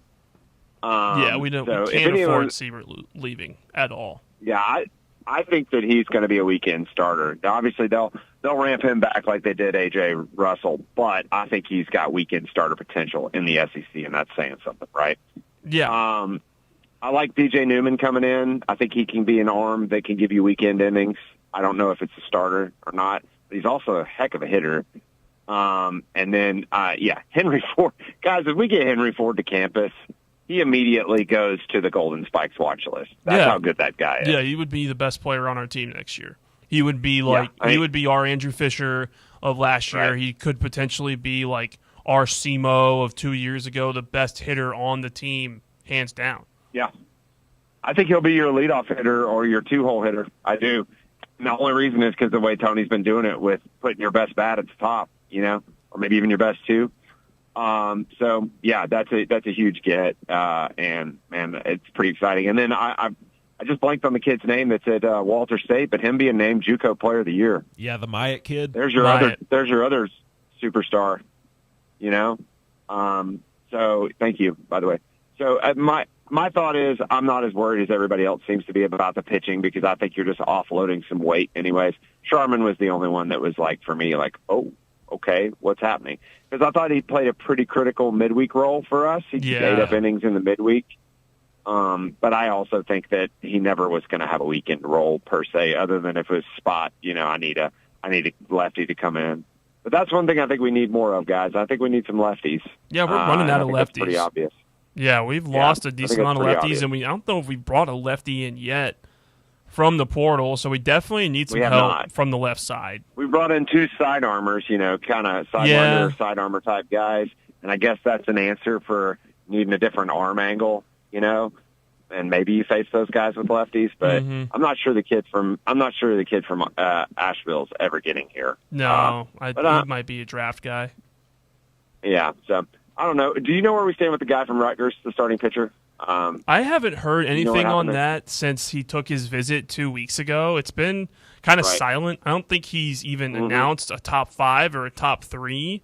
I think he's just taking his time going through it, which, we were one of the first to get to him, which should help. But, no, it's been pretty quiet on that front. I just wonder if a DJ Newman is an answer to that. It might be. You know what I mean? Like, because, I'm sorry. No, I was just going to say that, with DJ, he's very clearly a better hitter than he is a pitcher, which, Vitello, I don't think Vitello's had to deal with, had to use a two-way guy while he's been here, at least to my knowledge. I can't remember off the top of my Marcus head. Phillips is a two-way guy. He just never hit. Yeah, which it seems like he makes and technically Drew Gilbert was too. Yeah, so. Yeah, we never saw him do the other side. Right, exactly. Right, yeah.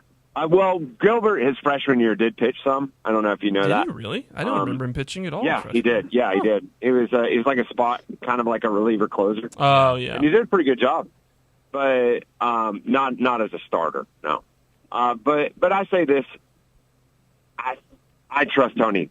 I trust Tony B. I know they know what they want, especially after last year, and the fact that they went straight after the kid from ETSU that went to Bearden. Yeah. Is it Frederick? Is that how you pronounce it? Frederick. Okay. I'm in on that guy. I watched him in person, and he was like stinking unhittable by a really good Tennessee lineup that was busting the ball at the time. So I trust that he's gonna play a critical role for this team, and I kind of love that. So with that said, guys, you've given me plenty of time. I'm on the way out. We've got to get this umpiring crap out of the game. They ruined that game yesterday. They really ruined the game. You see the statement they put out? They put out a statement. I have not seen the statement. The NCAA put out a statement basically citing the rules and the suspension. That's it. It was really bad. It was an appalling ejection in the first inning of a national championship game. Right, and then I've gotten a bunch of. So I think it's made it clear. Like Coastal's my second team, and not just this year. Like always, I'm a Coastal fan. Yeah, and they I got people to watch this series because I was like, guys, it's Coastal, it's David Goliath, it's the whole thing. They're fun to watch. They punch and Judy, but they can pop it, and they've got 3 elite arms. And people were watching it, and my friends started texting me, and they're like, why did that happen? Because they're not big college baseball fans. I'm like, I cannot tell you because I've never seen anything like it. And when Burke and KP yesterday were saying what they were saying, they were being very professional, but that was a very professional way of them saying Angel Campos should never umpire a singular college baseball game ever again. Guys, have a good week, and I appreciate your time. Thank you, Roberto. Always a pleasure talking to you. That'll do it for us and The Drive from Jace Brown and Walker Smith. Thank you for listening. The Slate is up next. Stick around and listen to that. Have a good evening.